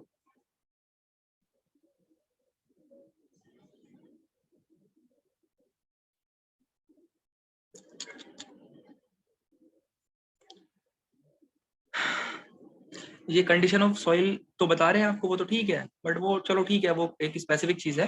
बट ये सारे के सारे पैरामीटर, वॉइड रेशियो है, पोरोसिटी है, लूजनेस है, डेंसनेस है, वाटर कंटेंट है, ये सारे के सारे पैरामीटर आपको वॉइड्स की तो जानकारी दे रहे हैं। देखो ना सोच कर जरा खुद से, 3 पैरामीटर डिस्कस कर लिए, लूजनेस, डेंसनेस, वॉइड रेशियो, पोरोसिटी। क्या ये सारे के सारे पैरामीटर आपको वॉइड्स नहीं बता रहे क्या सॉइल के अंदर? चीजें तो सारी वॉइड से रिलेटेड ही चल रही हैं, बस एक ही चीज बता रहे हैं सिर्फ। तो मतलब आ रहा है सिग्निफिकेंस कितना ज्यादा है वॉइड्स का। और ये मत समझना कि this word is only limited to soil, हर जगह पे वैलिड होगा, हर जगह पे कहीं पे भी उठाओ किसी भी सब्जेक्ट में। तो ठीक है, सॉइल की कंडीशन बता रहे हैं, बट बता क्या रहे हैं, वॉइड की ही जानकारी दे रहे हैं, क्योंकि वॉइड में क्या हो रहा है, वॉइड है कैसे, क्या है वॉइड में, पूरी की पूरी सॉइल आपकी वॉइड पे ही खत्म है, वॉइड पे ही पूरी की पूरी सॉइल खत्म है आपकी। चलो आगे डिस्कस करते हैं। एक पॉइंट लिखो, जस्ट एक नोट पॉइंट लिखो, एक नोट पॉइंट लिखो, void ratio and porosity represents, void ratio and porosity represents, लिखो, void ratio and porosity represents the water holding capacity, void ratio and porosity represents the water holding capacity of soil, void ratio and porosity represents the water holding capacity of soil, represents the water holding capacity of soil, represents the water holding capacity of soil, represents the water holding capacity of soil, void ratio and porosity represents the water holding capacity of the soil, या फिर water storage capacity of the soil। सबको statement clear है? बोलो, ये statement सबको clear है?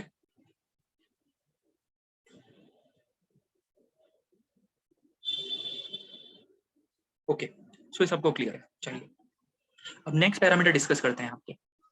ये मतलब 3 प्रॉपर्टी आपके पास आ चुकी है, वॉइड रेशियो आ गया, पोरोसिटी आ गया एंड वॉइड रेशियो आ गया। तीनों के आपने सिग्निफिकेंस देख लिए, रेंज देख लिया, रिलेशन देख लिया, आपस में क्या क्या रिलेशन बनते हैं, है ना, ये चीजें समझ में आ गई। अब नेक्स्ट पैरामीटर हमारे पास में आते हैं, देखिएगा जरा नेक्स्ट क्या है। सो नेक्स्ट होता पैरामीटर जो आपके पास में रहेगा, ओके देखो दोनों को एक साथ डिस्कस करेंगे, 2 पैरामीटर है आपके पास और मैं दोनों को एक साथ डिस्कस करूंगा साइड बाय साइड, क्योंकि दोनों को साथ साथ ही आप पढ़ोगे तो ज्यादा अच्छे से समझ में आएगा। देखो जरा क्या है,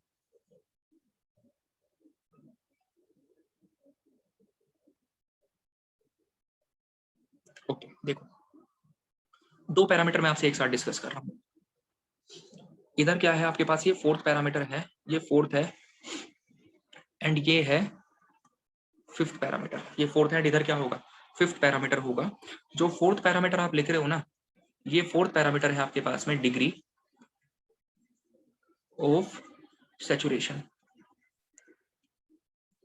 डिग्री ऑफ सैचुरेशन है एंड इधर क्या होगा आपके पास में एयर कंटेंट,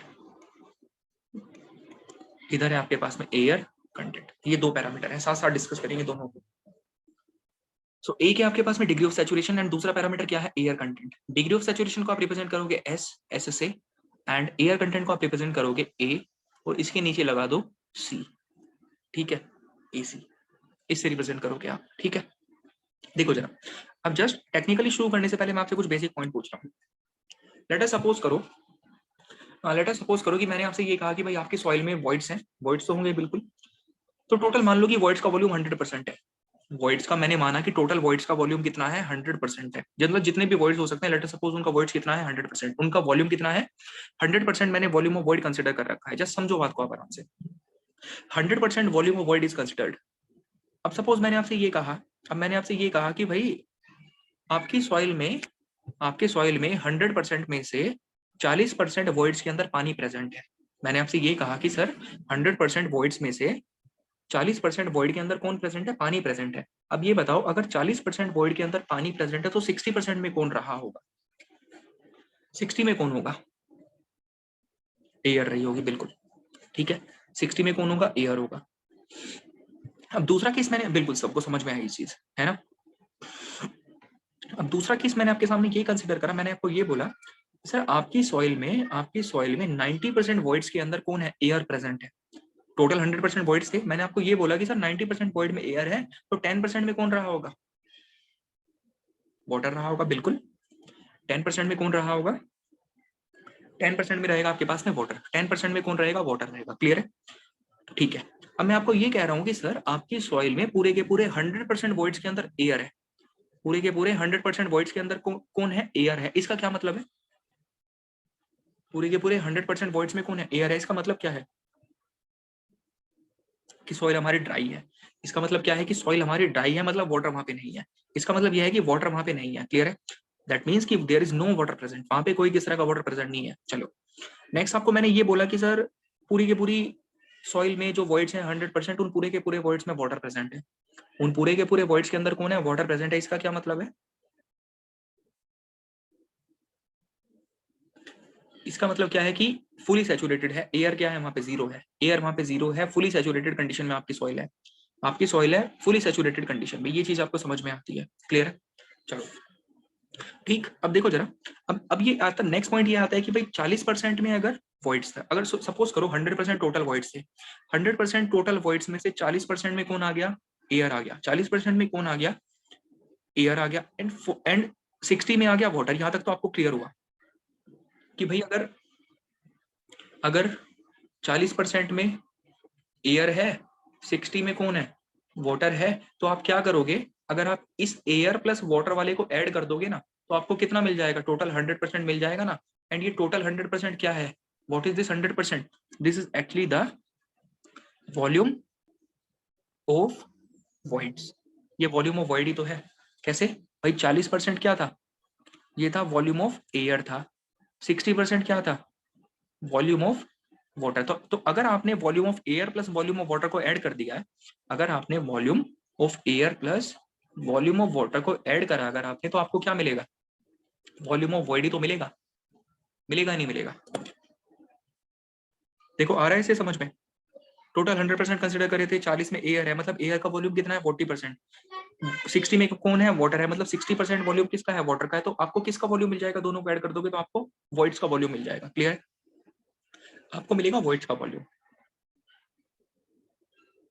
आपको वर्ड्स का वॉल्यूम मिल जाएगा। अब इनका मतलब अभी अभी ये जो चीजें बताई है ना आपको, अब इनका मीनिंग समझो, मीनिंग क्या है। डिग्री ऑफ सैचुरेशन पे आते हैं। डिग्री ऑफ सैचुरेशन आपको ये बताता है, जो मैं आपसे कह रहा था ना, मैं आपको जो कह रहा था कि सर 40% में वाटर प्रेजेंट है, वॉइड्स में टोटल वॉइड जितने भी हैं उसमें से 40% में है वाटर प्रेजेंट। तो ये जो मैंने आपको 40% बताया था ना, ये जो मैंने आपको 40% बताया था, that was actually the degree of saturation of that soil, वो उस सॉइल की डिग्री ऑफ सैचुरेशन थी, that was actually the degree of saturation of that soil. अब मैंने जब आपको ये कहा था ना कि सर आपकी सॉइल में 100% वॉइड्स में से 60% वॉइड में कौन है, 100% में से 60% में एयर है, तो इसका मतलब मैंने आपको वहां पर एयर कंटेंट की वैल्यू बताई थी, वो जो 60% थी that was the value of the air content of that soil mass, air content of that soil मास। तो इतना समझने के बाद आपको ये आइडिया लग चुका कि डिग्री ऑफ सैचुरेशन जो है एंड जो एयर कंटेंट है वो आपको क्या बताने की कोशिश कर रहा है। पहले डिग्री ऑफ सैचुरेशन पर आओ, डिग्री ऑफ सैचुरेशन मुझे ये बताओ, डिग्री ऑफ सैचुरेशन आपको क्या बताने की कोशिश कर रहा है, इसका सिग्निफिकेंस बता सकते हो चीज समझने के बाद में, बताओ जरा। Volume of water to the volume of void, आपने तो फॉर्मूला बताया है, बिल्कुल आपने फॉर्मूला बिल्कुल ठीक बताया, बट मैंने सिग्निफिकेंस पूछा है, आप इसका सिग्निफिकेंस बताओ, सिग्निफिकेंस क्या है, सिग्निफिकेंस क्या बता रहा है, ये बता क्या रहा है आपको, बिल्कुल फॉर्मूला ठीक है आपका, but significance amount of water in the voids, ये है इसका सिग्निफिकेंस, बिल्कुल amount of water in the voids, ये आपको बता रहा है। वॉइड्स में कितना पानी है, बिल्कुल करेक्ट स्टेटमेंट, कि वॉइड्स में कितना पानी है ये आपको कौन बता रहा है, डिग्री ऑफ सैचुरेशन बता रहा है। बस कुछ नहीं सोचना, सिंपल, वॉइड्स में कितना पानी है ये आपको कौन बता रहा है, डिग्री ऑफ सैचुरेशन बता रहा है। लेकिन वॉइड में कितना पानी आ सकता है, वॉइड में कितना पानी है वो तो डिग्री ऑफ सैचुरेशन ने बताया, लेकिन मैं आपसे ये पूछ रहा हूँ कि वॉइड में कितना पानी आ सकता है ये कौन बताता है, वॉइड में कितना पानी आ सकता है ये कौन बताता है आपको? Yes correct, porosity and the void ratio, बहुत अच्छे से समझ में आ रही है, मतलब चीजें सारी आंसर आ रहे हैं खुद से, देखो ठीक, बिल्कुल करेक्ट, ठीक है। सो अब आते हैं फॉर्मूले पे, सिग्निफिकेंस आपको समझ में आ चुका, जैसे आपने डिग्री ऑफ सैचुरेशन का सिग्निफिकेंस बताया ना, इन द सिमिलर वे मुझे एयर कंटेंट का सिग्निफिकेंस बता दो क्या बताता है।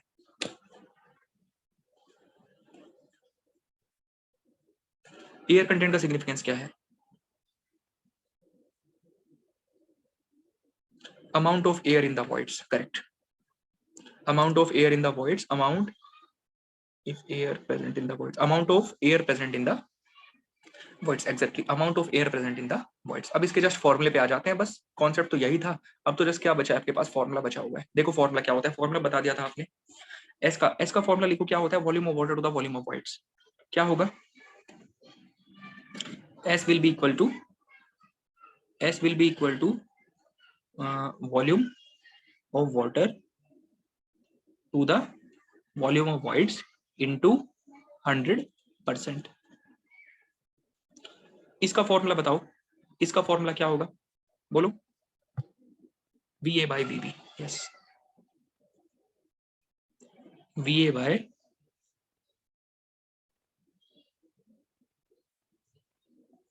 वीवी। इसका फॉर्मूला क्या होगा आपके पास में, V A by VV into 100%, ये इसका फॉर्मूला रहेगा, V A by VV into 100%। Correct है। चलो नेक्स्ट बताओ, इसकी रेंज की बात करते हैं। रेंज फॉर्मूला आ गया, नेक्स्ट क्या आएगा, रेंज। रेंज उठाओ इसकी। ये बताओ क्या एस जीरो हो सकता है, क्या एस की वैल्यू जीरो हो सकती है क्या, can S be equal to zero, क्या जीरो हो सकता है, कौन सी कंडीशन में, कंडीशन बताओ, कंडीशन, कंडीशन ड्राई कंडीशन में, yes S can be equal to zero in the dry condition. S आपका जीरो के बराबर हो सकता है कौन सी कंडीशन में, S can be equal to zero in the dry condition. तो एस जीरो हो सकता है कौन सी कंडीशन में, एस जीरो होने का मतलब है आपका, एस जीरो होने का मतलब है आपका volume of water is equal to zero and that means our soil is present in the dry condition, dry condition. Clear है। चलो ठीक है, ये बताओ क्या एस 1 के बराबर हो सकता है, 1 बोल दो या फिर 100% बोल दो, एक ही बात है। अगर परसेंटेज में बात कर रहे हो तो 100 बोल दो, अगर वैसे बात कर रहे हो तो 1 बोल दो। क्या 1 हो सकता है, यस 1 हो सकता है। कौन सी कंडीशन में, कौन सी कंडीशन, कंडीशन बताओ, सैचुरेटेड में, यस करेक्ट है। कौन सी कंडीशन में हो सकता है 1 हो सकता है in the saturated condition, it can be equals to 1 in saturated condition. चलो यहां तक समझ में आ गया। 0 से 1 के बीच में हो सकती है वैल्यू, 0 से 1 के बीच में हो सकती है वैल्यू, यस हो सकती है। कौन सी कंडीशन में, कंडीशन बताओ, condition partially saturated, yes correct. कौन सी कंडीशन में, पार्शियली सैचुरेटेड में। 0 से 1 के बीच में हो सकती है in the condition partially saturated, partially saturated में 0 से 1 के बीच में हो सकती है। ठीक है, 0 से 1 के बीच में, अगर 0 से 1 के बीच में हो सकती है, अब ये भी तो बता दो कि क्या 1 से ज्यादा हो सकती है, क्या क्या 1 से ज्यादा हो सकती है वैल्यू, 1 से ज्यादा नहीं हो सकती, क्योंकि volume of water can not B more then the volume of the voids. Volume of water volume of void से ज्यादा नहीं हो सकता है, ये चीज समझ में आती है सबको। ठीक है, वेरी गुड। ओके, सो अब लास्ट इसमें ये बताइए रेंज कितनी होगी, अगर मैं इसकी रेंज लिखूं तो रेंज क्या होगा, रेंज बता दो आप खुद से। 0 से 100, यस करेक्ट है, 0 से 100, 0 से 100 के बीच में होगा, करेक्ट। सो रेंज क्या होगा, रेंज होगी एस की जो रेंज है, S will be less than और इक्वल टू 100% और ग्रेटर देन और इक्वल टू 0। ये रेंज आपके पास निकल कर आ गई, ये रेंज आ गई आपके पास में। देखो जरा, 0 भी हो सकता है कौन सी कंडीशन में, ड्राई में, इसीलिए इक्विलिटी लगा रखी है। 100 भी हो सकता है कौन सी कंडीशन में, सैचुरेटेड में, इसीलिए इक्विलिटी लगा रखी है। इसके बीच में कहीं पे भी रहेगी। सो सबको रेंज क्लियर आ गई समझ में एस के लिए कि रेंज क्या होती है, रेंज आएगी सबको समझ में, रेंज।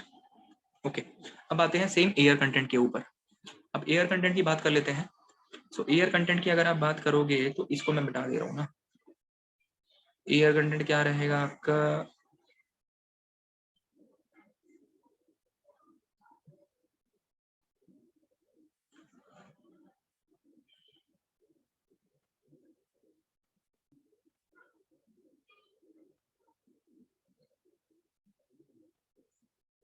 देखो इसकी रेंज लिखो एसी के लिए, एसी क्या 0 हो जाएगा, क्या 0 होगा, क्या क्या 0 हो सकता है, क्या 0 हो सकता है एसी। ओके, कंडीशन बताइए, कंडीशन, कंडीशन कौन सी होगी, यस सर फुली सैचुरेटेड, बिल्कुल कंडीशन होगी फुली सैचुरेटेड में, सैचुरेटेड कंडीशन में, इन the saturated condition, saturated condition में। ठीक है, एसी क्या आपका 100% हो सकता है, 100 ड्राई कंडीशन में, यस ड्राई कंडीशन में 100 हो जाएगा, इन the dry condition, in the dry condition. Dry condition में क्या हो जाएगा, ये ड्राई कंडीशन में हो जाएगा आपके पास में 100। अब क्या 0 से 100 के बीच में हो सकता है, क्या 0 से 100 के बीच में हो सकती है, क्या पार्शियली सैचुरेटेड में, 0 से 100 के बीच में हो सकती है in the partially saturated condition, 0 से 100 हो सकती है in the partially saturated condition, range between 0 से 100। अब क्या 100 से ज्यादा हो जाएगी क्या वैल्यू, हो ही नहीं सकती है, 100 से ज्यादा नहीं हो सकती है, 0 के 100 के बीच में हो जाएगी। तो अगर आप इसकी रेंज लिखोगे ना, तो रेंज आपके पास में क्या आएगी, तो रेंज होगी आपके पास में सेम AC 100% से तो कम होगी, इक्वल भी हो सकती है, और ज्यादा होगी किससे, 0 से। तो ये आ गई आपके पास में रेंज, ये रेंज आ गई है। क्लियर है? ये आपके पास क्या आ गया, रेंज आ चुका है। बोलो, रेंज आ गया है समझ में? ठीक है, सो ये पैरामीटर भी हुआ। अब एक और इंपॉर्टेंट पॉइंट, ये तो बताओ, मैंने चला यहाँ पे जैसे S लिखा है, S is equal to VW by VV, AC लिखा है VA बाई VB, इसको पूरा लिखने की रिक्वायरमेंट है क्या कि भाई VW इज मतलब it is the ratio of the volume of the water to the volume of the voids, इसको इस तरह से लिखना पड़ेगा क्या? अगर आप लिखना चाहो तो लिख सकते हो, बट बाकी आपको VW का मतलब क्या होता है, VV का मतलब क्या होता है, वो सारे के सारे सिंबल्स मैंने आपको पहले दिन पे ही क्लियर करवा दिए थे। जो मैंने पहले दूसरे दिन पे आपको ऑलरेडी बता दिया था, VT का मतलब क्या है, VA का मतलब क्या है, VV का मतलब क्या है, VS का मतलब क्या है, तो उनको दोबारा से लिखना चाहो तो लिख लो, अपने मतलब अपने अकॉर्डिंग देख लेना, अपने अकॉर्डिंगली देख लेना। S क्या है, volume of the water to the volume of voids का रेशियो। AC क्या है, volume of air to the volume of void का रेशियो है। VA क्या है, वॉल्यूम ऑफ एयर। VV क्या है, वॉल्यूम ऑफ वॉइड्स है। VW क्या है, वॉल्यूम ऑफ वाटर है। VV क्या है, वॉल्यूम ऑफ वॉइड्स। ठीक है, इसके हिसाब से देख लेना। सो ये भी हुआ, रेंज भी हो गई आपके पास में, वैल्यूज भी आ गई हैं सारी की सारी। अब एक रिलेशन और डिस्कस कर रहे हैं, वन मोर रिलेशन जो हमको देखना है यहाँ पे। देखिएगा जरा, नेक्स्ट रिलेशन आता है, एक रिलेशन देखते हैं क्या होता है। आपको पता है AC किसके बराबर होता है, it is equals to volume of air, it is equal to the it is equal to volume of air, volume of air to the volume of voids के बराबर होता है। मैं इसको क्या लिख रहा हूँ, मैंने इसको लिखा volume of voids minus volume of water, लिख दिया मैंने इसे, volume of voids minus volume of water लिख दिया मैंने इसको। कोई प्रॉब्लम तो नहीं है ना लिखने में, क्योंकि आपको भी पता है टोटल वॉल्यूम ऑफ वॉइड किसके बराबर होता है, volume of air plus volume of water के बराबर होता है। अभी वो मैंने जस्ट लास्ट स्लाइड में आपको बताया था। टोटल वॉल्यूम किसके बराबर होता है वॉइड्स का, volume of air plus volume of water के बराबर होता है। तो आपने क्या लिखा, वॉल्यूम ऑफ वॉइड को लिख दिया आपने वॉल्यूम ऑफ, सॉरी आपने वॉल्यूम ऑफ एयर को क्या लिख दिया, volume of void minus volume of water. यहाँ पे क्या रहेगा, वॉल्यूम ऑफ वॉइड्स, यहाँ पे वॉल्यूम ऑफ वॉइड है। इसको क्या करो, अब इसको सॉल्व करोगे तो VV से VV कैंसिल होगा, 1 minus VW by VV, VW by VV किसके बराबर होगा, S के बराबर होगा ना। तो यहां से इसको अगर सॉल्व करोगे, AC plus S is equal to 1, ये फॉर्मूला आ गया, S plus AC is equal to 1। ये आपके पास में रिलेशन आ गया इन दोनों के बीच में, S plus AC is equal to 1,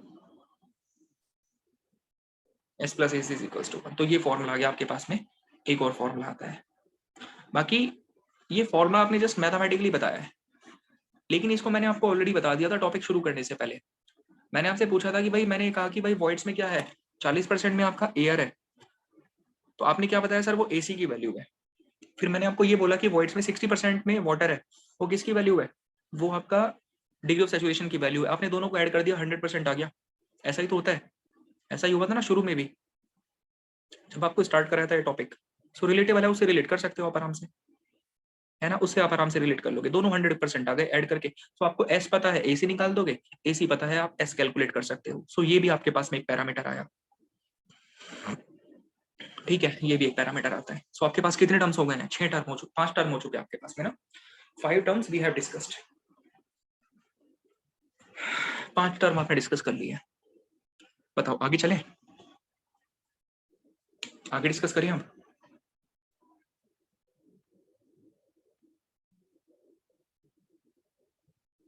चलो आगे डिस्कस करते हैं। अब बात कर रहे हैं सिक्स पैरामीटर। नेक्स्ट आएगा आपके पास में parameter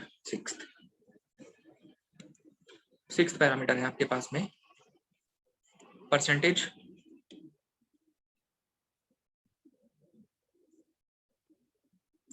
air voids, percentage air voids, ये है आपके पास में 6 पैरामीटर। सो 6 है आपके पास परसेंटेज एयर वॉइड्स। क्या है पैरामीटर? Percentage air voids. इसको मैं रिप्रेजेंट करूंगा नीटा ए, इससे रिप्रेजेंट करोगे आप इसको। होता क्या है समझो, इसका मीनिंग है volume of air, volume of air divided by total, divided by total volume, divided by total volume of soil, divided by total volume of soil into 100%, into 100% हो जाएगा। यहां तक क्लियर है? होता क्या है, so percentage air voids is equals to volume of air to the total volume, ये होता है formula. Volume of air to the total volume, ये इसके लिए फॉर्मूला आता है, volume of air to the total volume of the soil. Clear है? बताओ। सो ये फॉर्मूला है, मैं आपसे ये पूछ रहा हूँ कि इसका सिग्निफिकेंस बताइए, क्या बता रहा है आपको? ये बताने की कोशिश क्या करता है?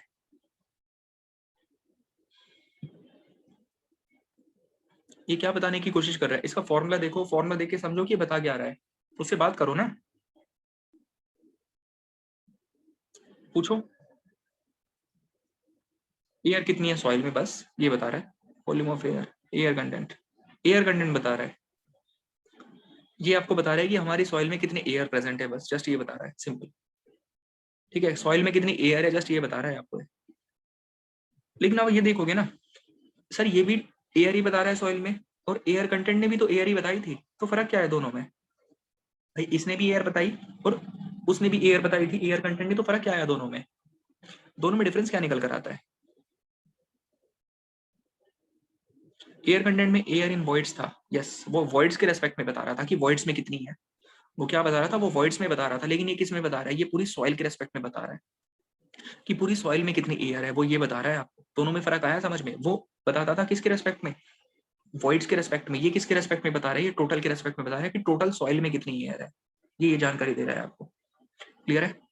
सो ये आपको समझ में आता है कि ये क्या बता रहा है आपको ना, डिफरेंस आया समझ में। देखो नेक्स्ट अब क्या है, रेंज लिखो, इसकी रेंज, रेंज लिखो। रेंज तो आप खुद बता दोगे, अब आप जो है रेंज इसकी खुद बता सकते हो। ये बताओ कि 0 हो सकता है क्या? क्या ये 0 हो जाएगा? क्या ये 0 हो सकता है? क्या 0 हो सकता है? कौन सी कंडीशन में? कंडीशन, कंडीशन बोलो, कंडीशन। सैचुरेटेड में, बिल्कुल। कौन सी कंडीशन में? सैचुरेटेड कंडीशन में 0 हो सकता है। In the saturated condition, in the saturated.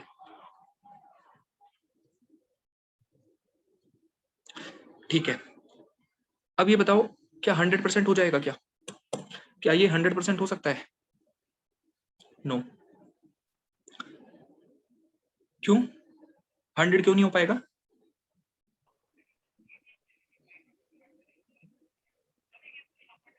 Reason आपको पता है ऑलरेडी, क्योंकि 100 इसलिए नहीं हो सकता है, V A can not be equal to V T. ऐसा पॉसिबल ही नहीं है कि सॉइल में एयर का वॉल्यूम और टोटल वॉल्यूम के बराबर हो जाए। अगर वो उसके बराबर हो गया, अगर एयर का वॉल्यूम टोटल वॉल्यूम के बराबर हो गया, इसका मतलब तो यह है कि वो सिर्फ हवा है, वो सिर्फ हवा हवा है वहां पे, और तो कुछ है ही नहीं, दैट इज ओनली एयर। इसका मतलब तो ये हुआ volume of air can not be equal to 0। Yes बिल्कुल, इसका मतलब अगर ये बराबर हुआ तो इसका मतलब यह है कि दैट इज ओनली एयर, वो सिर्फ एयर ही है, वो सॉइल है ही नहीं, तो वो इसके बराबर नहीं हो पाएगा। सो क्या मतलब आता है यहाँ पे? सो ये जो है आपका that can not be equals to 100। 100 क्यों नहीं होगा? क्योंकि V A can not be equal to V T, इसलिए नहीं होगा। तो यहाँ से रेंज अगर आप देखोगे तो रेंज यहाँ से क्या निकल कर आ रही है? रेंज यहाँ से क्या निकल कर आई है आपके पास में? यहाँ से आपके पास रेंज बता दो। अब देखो रेंज लिख रहे हैं इसकी ना, ये लिखना ठीक है, ये लिखना तो ठीक है ना? बट इधर क्या होगा? लेस देन 100, ये रेंज आ गई ना।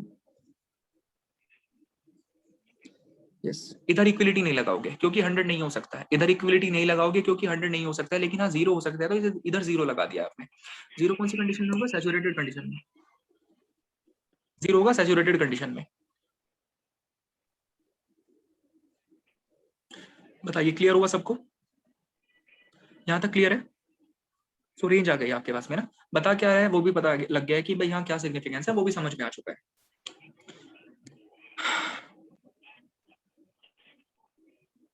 अब देखो एक और देखो टर्म, एक रिलेशन है आपके पास में ना, अब एक रिलेशन लिख रहे हैं, इंपॉर्टेंट है, यूज काफी हुआ है, क्वेश्चन भी आए हुए हैं रिसेंटली इससे। रिलेशन बिटवीन, रिलेशन लिखोगे किस किस में, आप लिख रहे हो रिलेशन परसेंटेज एयर वॉइड्स में, पोरोसिटी में एंड एयर कंटेंट में, इन तीनों में रिलेशन लिख रहे हो आप, इन तीनों में क्या रिलेशन आएगा वो देख रहे हैं। So we are going to discuss a relation between the percentage air voids, porosity and the air content. देखो कैसे इंपॉर्टेंट है, क्वेश्चन आए हैं ऐसे रिसेंटली अभी काफी ना।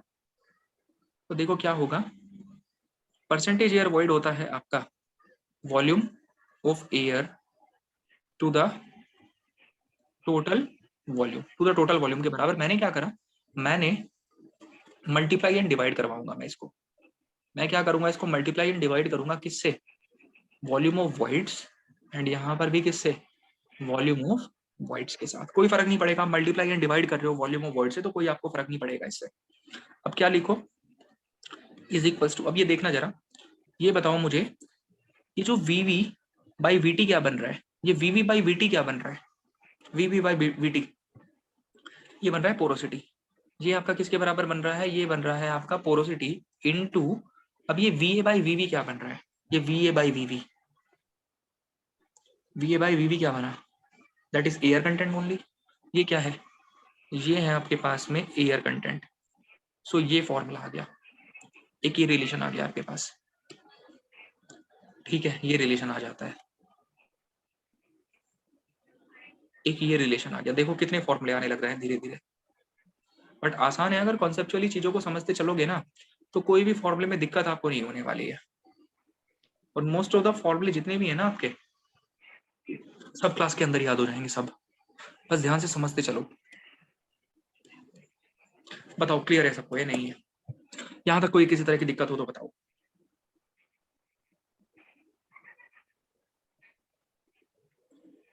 बोलो, यहाँ तक क्लियर है सबको?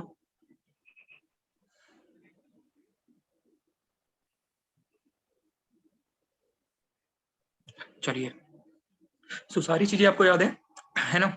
Okay,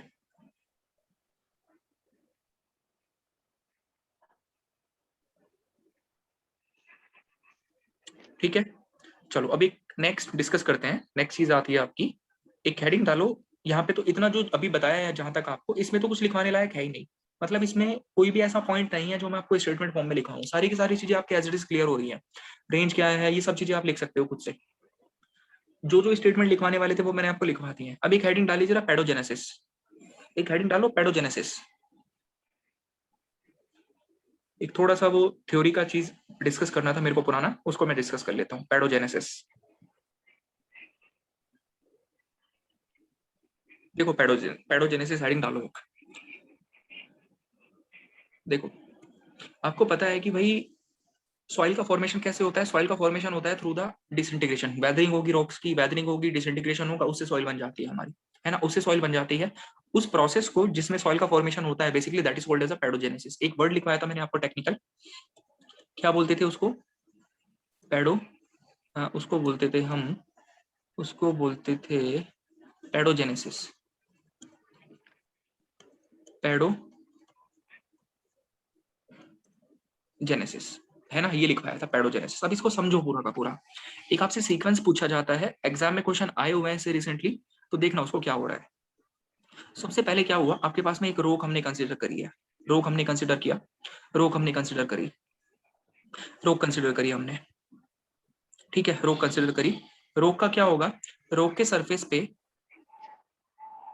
because of any reason क्या हुआ, वेदरिंग हुआ। यहाँ पे क्या हो रही है, वेदरिंग हो रही है, वेदरिंग हुई, यहाँ पे क्या हुआ, वेदरिंग हुई, वेदरिंग हुई, यहाँ पे पार्टिकल टूट गए, डिसइंटीग्रेशन हो गया, सॉइल फॉर्म हो गई आपकी, पार्टिकल टूट गए, क्लियर है। अब आगे क्या हुआ, आपको बताया हुआ है मैंने कि बिकॉज ऑफ एनी रीजन, किसी भी रीजन की वजह से कुछ भी हो सकता है, whatever is the reason, ये जो पार्टिकल है ना हमारे, ये पार्टिकल क्या करेंगे, आपके आगे ट्रांसपोर्ट होके जाएंगे, ये पार्टिकल आपके आगे ट्रांसपोर्ट होके जाएंगे, कुछ भी रीजन हो सकता है, विंड हो सकता है, वाटर हो सकता है, ग्लेशियर्स हो सकता है, व्हाटएवर इज द रीजन, ये आगे ट्रांसपोर्ट होकर जाएंगे। ठीक है, तो इसके बाद क्या होगा, इसके बाद हुआ यहाँ पे इनका पार्टिकल्स का ट्रांसपोर्टेशन हुआ। इन पार्टिकल्स का हुआ क्या, हाँ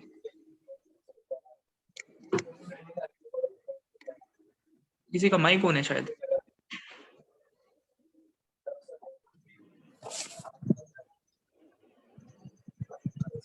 ट्रांसपोर्टेशन हुआ ना, ये ट्रांसपोर्टेशन हुआ, क्लियर है। सो वेदरिंग हुई, फिर ट्रांसपोर्टेशन हुआ। ट्रांसपोर्ट होकर गए यहाँ पे, पहले क्या हुआ था, वेदरिंग हुआ था। वेदरिंग होने के बाद हुआ क्या, ट्रांसपोर्टेशन हुआ। एंड ट्रांसपोर्ट होने के बाद में, ट्रांसपोर्ट होने के बाद में ये जो पार्टिकल थे ना आपके, ये जो पार्टिकल थे, ये किसी दूसरे लोकेशन पे जाके डिपॉजिट होने लग जाएंगे। ये किसी दूसरे लोकेशन पे जाके क्या होने लगेंगे, डिपॉजिट होने लगेंगे। देखो होगा क्या, जहां पर भी इनको डिपॉजिट होने के लिए जगह मिलेगी ना सुटेबल, ये वहां पे जाके डिपॉजिट होने लग जाएंगे। सपोज करो, जैसे यहाँ से यहाँ पे सपोज करो कि ये फ्लोइंग वाटर की वजह से नीचे आ रहे थे फ्लो करके। लेट अस सपोज यहाँ पे सॉइल बनी, ऊपर से वाटर फ्लो करके आ रहा है, ऊपर से वाटर फ्लो करके आ रहा है। वो वाटर फ्लोइंग जो वाटर है वो इनको पार्टिकल को अपने साथ नीचे लेकर आएगा। वो फ्लोइंग वाटर इन पार्टिकल को नीचे इसलिए साथ लेकर आ रहा है अपने, इसलिए साथ लेकर आ रहा है क्योंकि इस वाटर की वेलोसिटी बहुत हाई है। देखो ना स्लोप कितना स्टीप है यहाँ पे। जैसे ये वाटर पार्टिकल वाटर इनको पार्टिकल को नीचे लेकर आया, अब ये वाटर जो है ये कभी ना कभी ऐसा तो होगा ना कि किसी प्लेन रीजन के अंदर एंटर करेगा, प्लेन रीजन में एंटर करेगा। तो जैसे ये प्लेन रीजन के अंदर एंटर करेगा ना, इसकी वाटर की वेलोसिटी क्या होने लग जाएगी, कम होने लग जाएगी। वाटर की वेलोसिटी कम होने लगेगी, और जैसे वाटर की वेलोसिटी कम होने लग जाएगी ना, ये पार्टिकल क्या है आपके कहीं ना कहीं पे साइड्स में डिपॉजिट होने लग जाएंगे। जैसे बैंक्स पे, किनारों पे डिपॉजिट होने लग जाएंगे। कोई भी जस्ट एक एग्जांपल के लिए बताया, बट जहां पर भी कहीं पे भी जगह मिलेगी ना, ये पार्टिकल क्या होने लग जाएंगे, आपको आपके डिपॉजिट होने लग जाएंगे। क्लियर है। सो जो थर्ड हुआ आपके पास में, थर्ड अभी क्या हुआ, थर्ड जो स्टेप हुआ आपके पास में, यहाँ पे हुआ क्या, इनका डिपोजिशन। ये थर्ड क्या है, इनका डिपोजिशन हुआ है। ये क्या हुआ है, डिपोजिशन, मतलब ये डिपॉजिट हो गए, ये डिपोजिशन हुआ है इनका ना, डिपोजिशन हुआ है इनका। क्लियर है, इनका डिपोजिशन हुआ। अब ये डिपोजिशन होने के बाद क्या होगा, डिपोजिशन होने के बाद क्या होगा, आप आगे समझो। जब ये पार्टिकल यहाँ पे डिपॉजिट करते जाएंगे करते जाएंगे करते जाएंगे ना, तो यहाँ पर क्या होने लगेगा, यहाँ पे क्या होने लगेगा, because of the deposition, because of the deposition यहाँ पे क्या हो जाएगा, इस तरह से इसका जो लेवल है, इसका जो लेवल है, क्या वो लेवल इंक्रीज करेगा क्या। भाई पार्टिकल आते जा रहे हैं पीछे से कंटिन्यूसली, वहां से तो पार्टिकल कंटिन्यूसली आते जा रहे हैं ना, यहाँ पे डिपॉजिट होते जा रहे हैं। तो ये जो लेवल है, क्या ये लेवल कंटिन्यूसली इंक्रीज करता जाएगा क्या, बताओ। यहाँ पे लेवल बढ़ता रहेगा क्या इस डिपोजिशन का।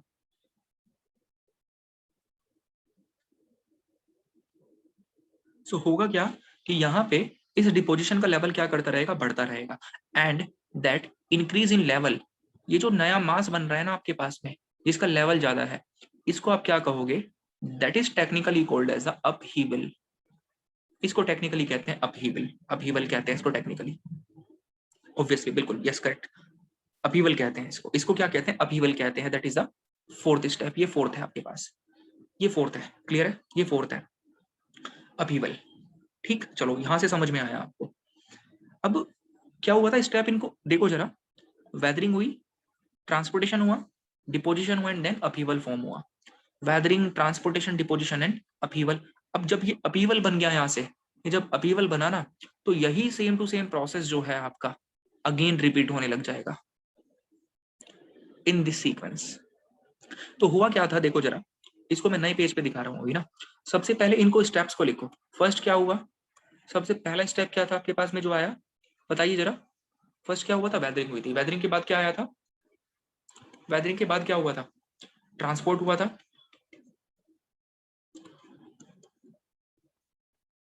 ट्रांसपोर्टेशन हुआ। ट्रांसपोर्टेशन होने के बाद क्या हुआ, नेक्स्ट डिपोजिशन हुआ। नेक्स्ट आपके पास में हुआ डिपोजिशन, डिपोजिशन हुआ। डिपोजिशन होने के बाद में क्या हुआ नेक्स्ट, इसके बाद क्या हुआ, अपहीवल फॉर्म हुआ, अपहीवल फॉर्म हुआ। एंड अगेन यही सेम टू सेम प्रोसेस क्या कर जाती है, आपकी रिपीट हो जाती है फ्रॉम द अदर डायरेक्शन। ये होगा सीक्वेंस। तो ये क्या है, एक तरह से बेसिकली मान सकते हो आप साइक्लिक प्रोसेस है। इसी को टेक्निकली बोल देते हैं क्या, पैडोजेनेसिस। तो आपसे इनका सीक्वेंस पूछा जाता है कि किस सीक्वेंस में चीजें हो रही होती हैं। तो आई थिंक ये सीक्वेंस आप बता सकते हो बेसिकली ना। वेदरिंग हुई, वेदरिंग के बाद ट्रांसपोर्टेशन हुआ, डिपोजिशन हुआ एंड अपीवल फॉर्म हो गया। अगर दोबारा से ये डिसइंटीग्रेशन हो गया ना शुरू, तो यही पूरी की पूरी प्रोसेस दोबारा आपकी रिपीट कर जाएगी। Second, fourth, and that is called as a pedogenesis. इसको पेडोजेनेसिस बोलते हैं।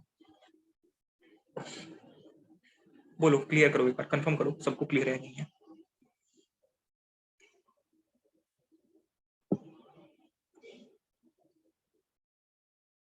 क्लियर है यहां तक सब?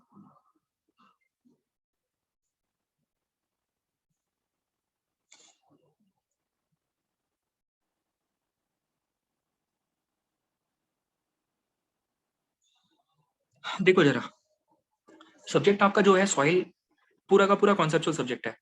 कॉन्सेप्चुअल सब्जेक्ट है तो थ्योरी थ्योरी लिखने की तो है नहीं इसमें कुछ, इनफैक्ट कुछ भी कोई ऐसा आपको ज्यादा खास थ्योरी लिखनी नहीं पड़ेगी। जो छोटे छोटे स्टेटमेंट होंगे वो मैं आपको लिखवा दूंगा यहाँ पे क्लास में। जो छोटे छोटे स्टेटमेंट होते हैं वो मैं आपको क्लास में लिखवा दूंगा। जैसे अभी 2-4 स्टेटमेंट जो भी आज के दिन में आए वो मैंने आपको यहाँ पे लिखवा दिए। जो भी डेरिवेशन पार्ट था, मैथमेटिकल जो भी पार्ट था, वो आप नोट कर लोगे आराम से। वो आप बाद में नोट कर लेना आराम से, है ना। क्लास के बाद में नोट कर लेना, स्क्रीनशॉट ले लेना, जैसे आपको कंफर्टेबल लगे वैसे कर लेना। लेकिन जो आपके थियोरटिकल सब्जेक्ट्स होते हैं, जो आपके थियोरटिकल सब्जेक्ट्स होते हैं, लाइक जैसे बिल्डिंग मटेरियल का एग्जांपल कंसीडर करो, कंप्लीट थ्योरी है, कंप्लीट थ्योरी। उस सब्जेक्ट को क्लास में लिखाना पॉसिबल नहीं है। क्लास में लिखाना पॉसिबल नहीं है। अगर लिखवाऊंगा क्लास में तो 2-3 महीने तक चलता रहता है सब्जेक्ट। तो उसके लिए तरीका क्या रहता है, आपको लिख के लिखाए नोट सेंड करा दें। तो वो डिपेंड करता है सब्जेक्ट टू सब्जेक्ट। कोई सब्जेक्ट कैसा है उसके बेसिस पे उसको पढ़ाया जाता है। कोई कंसेप्चुअल सब्जेक्ट है, मैथमेटिकल सब्जेक्ट है, तो उसको हम नहीं पढ़ा सकते हैं नोट्स देके। उसको क्या करना पड़ेगा, क्लास में ही उसको समझाना पड़ेगा पूरा प्रॉपर, और वहीं पे आप नोट करोगे। थ्योरेटिकल सब्जेक्ट होता है लाइक जैसे बिल्डिंग मटेरियल है, उसके नोट्स प्रोवाइड करा दो, क्लास में समझा दो जस्ट। इस तरह से चलता है काम, है ना। तो यहाँ पे क्या हो रहा है, इसमें मैंने बताया नोट्स बनाने का तरीका। जो आपके स्टेटमेंट होंगे वो मैं आपको लिखवा दूंगा। आप बीच में स्पेस छोड़ते हुए चलना। जब आपकी क्लास खत्म हो जाया करेगी, आप क्लास के बाद में इसको नोट कर लिया करो सारा। आधा घंटा लगेगा आपका ज्यादा से ज्यादा। स्क्रीनशॉट ले लो, बाद में नोट कर लो, जैसे भी आपको कंफर्टेबल लगे। तो आई थिंक कि अभी जस्ट जाकर आपका एक इसका छोटा सा पार्ट खत्म हुआ है इस चैप्टर का। बहुत लेंथी चैप्टर है। बेसिक प्रॉपर्टीज आपने डिस्कस करी है अभी तक जस्ट। वो बेसिक प्रॉपर्टी क्या थी आपकी, वॉइड रेशो आपने डिस्कस कर लिया, पोरोसिटी आपने डिस्कस कर लिया, रेंज डिस्कस कर ली है, degree of saturation, air content, and फिर आपने डिस्कस करा percentage air voids and water content. 6 parameter आपके पास में आ चुकी हैं। पेडोजेनेसिस क्या है, सॉइल कैसे फॉर्म होती है, residual soil, transported soil, chemically weathered soil, physically weathered soil, all these things we have discussed. अब मुझे जरा ये बताओ, बिना देखे बताना, बोल्डर के पार्टिकल का साइज कितना होता है? बोल्डर्स पार्टिकल का साइज क्या रहता है?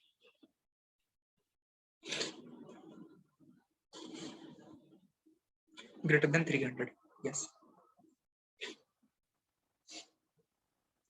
ओके। एंड क्ले पार्टिकल का साइज कितना रहता है? क्ले क्ले का साइज क्या रहता है?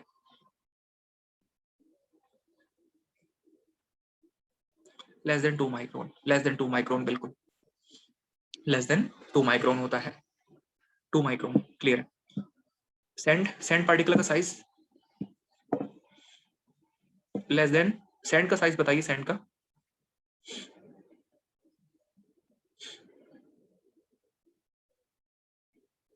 Sand size 75 to 4.75। आपने 75 टू 2 बताया है अभिनव।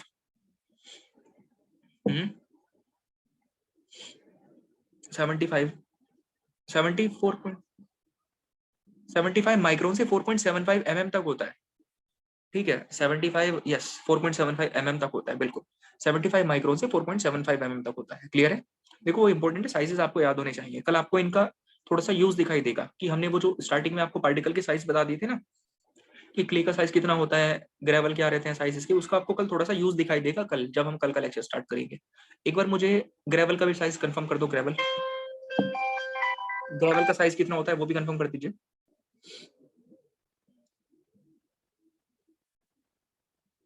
82 4.75, बिल्कुल करेक्ट है, यस, 82 4.75।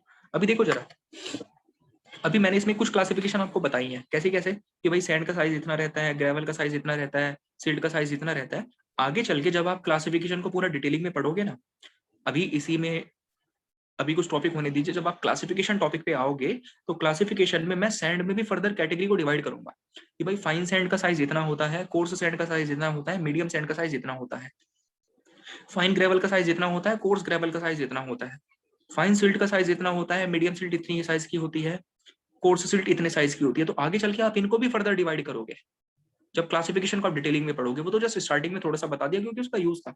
आगे चल के आप इनको भी सब डिवाइड करोगे अदर अदर कैटेगरीज में। सैंड को डिवाइड करोगे, क्ले को डिवाइड करोगे, सॉरी सैंड को डिवाइड करोगे, सील्ड को डिवाइड करोगे, ग्रेवल को डिवाइड करोगे, अदर अदर कैटेगरीज में सब डिवाइड करोगे इनको सब कैटेगरीज में। ठीक है, सो अपना आज के लिए इतना ही रखते हैं डिस्कशन ना, बाकी और कल कंटिन्यू करते हैं। ठीक है, सो आपके पास काफी पैरामीटर आ चुके हैं, फॉर्मुलों को रिवाइज करना अच्छे से। ठीक है, जितने भी आपके फॉर्मुले हैं, सारे रिलेशन जो जो निकल कर आ रहे हैं, सारे के सारी चीजें इंपॉर्टेंट हैं, कल आपकी यूज होने लग जाएंगी ये सारी की सारी चीजें अब धीरे धीरे। ठीक, तो आज के लिए इतना ही रखते हैं, बाकी अपना कल कंटिन्यू करते हैं। हाँ, मुझे ये बताओ कि किसी को स्क्रीनशॉट वगैरह लेना है क्या किसी तरह का, या फिर इसको मतलब बंद कर दूं? किसी को स्क्रीनशॉट के लिए वेट करना है?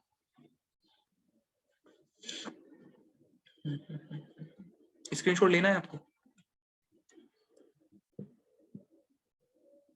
सो मैं एक बार दोबारा से सारा का सारा जो भी है उसको ओपन कर दूंगा, आप स्क्रीनशॉट ले लेना आराम से।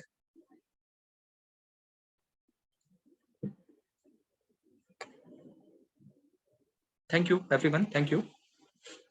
देखो जरा एक बार स्क्रीनशॉट ले लेते हैं जिसको भी लेना है। हाँ, ये आपका फर्स्ट स्लाइड थी। Good night everyone. ये फर्स्ट था आपका।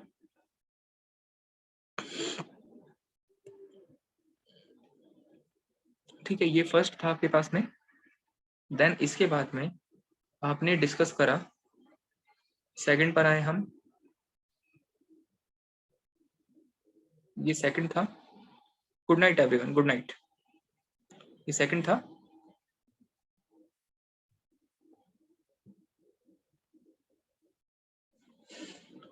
फिर थर्ड पे आते हैं। ये आपका था थर्ड। ये थर्ड था आपके पास में।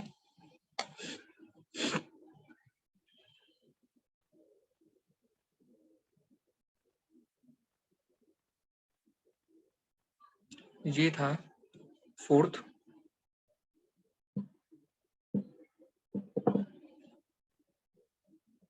फोर्थ। फिफ्थ। फिफ्थ था।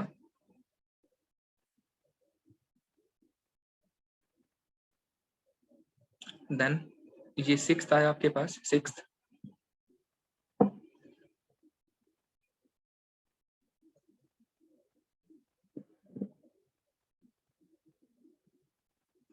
सेवेंथ।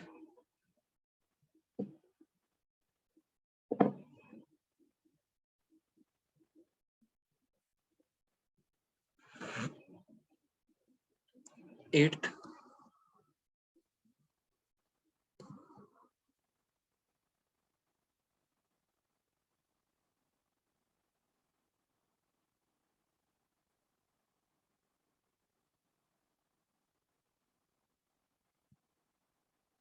ये था।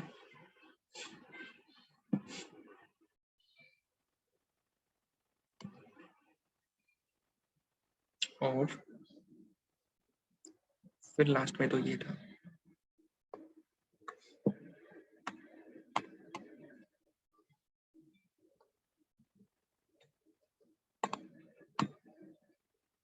ठीक है, सो क्लियर है।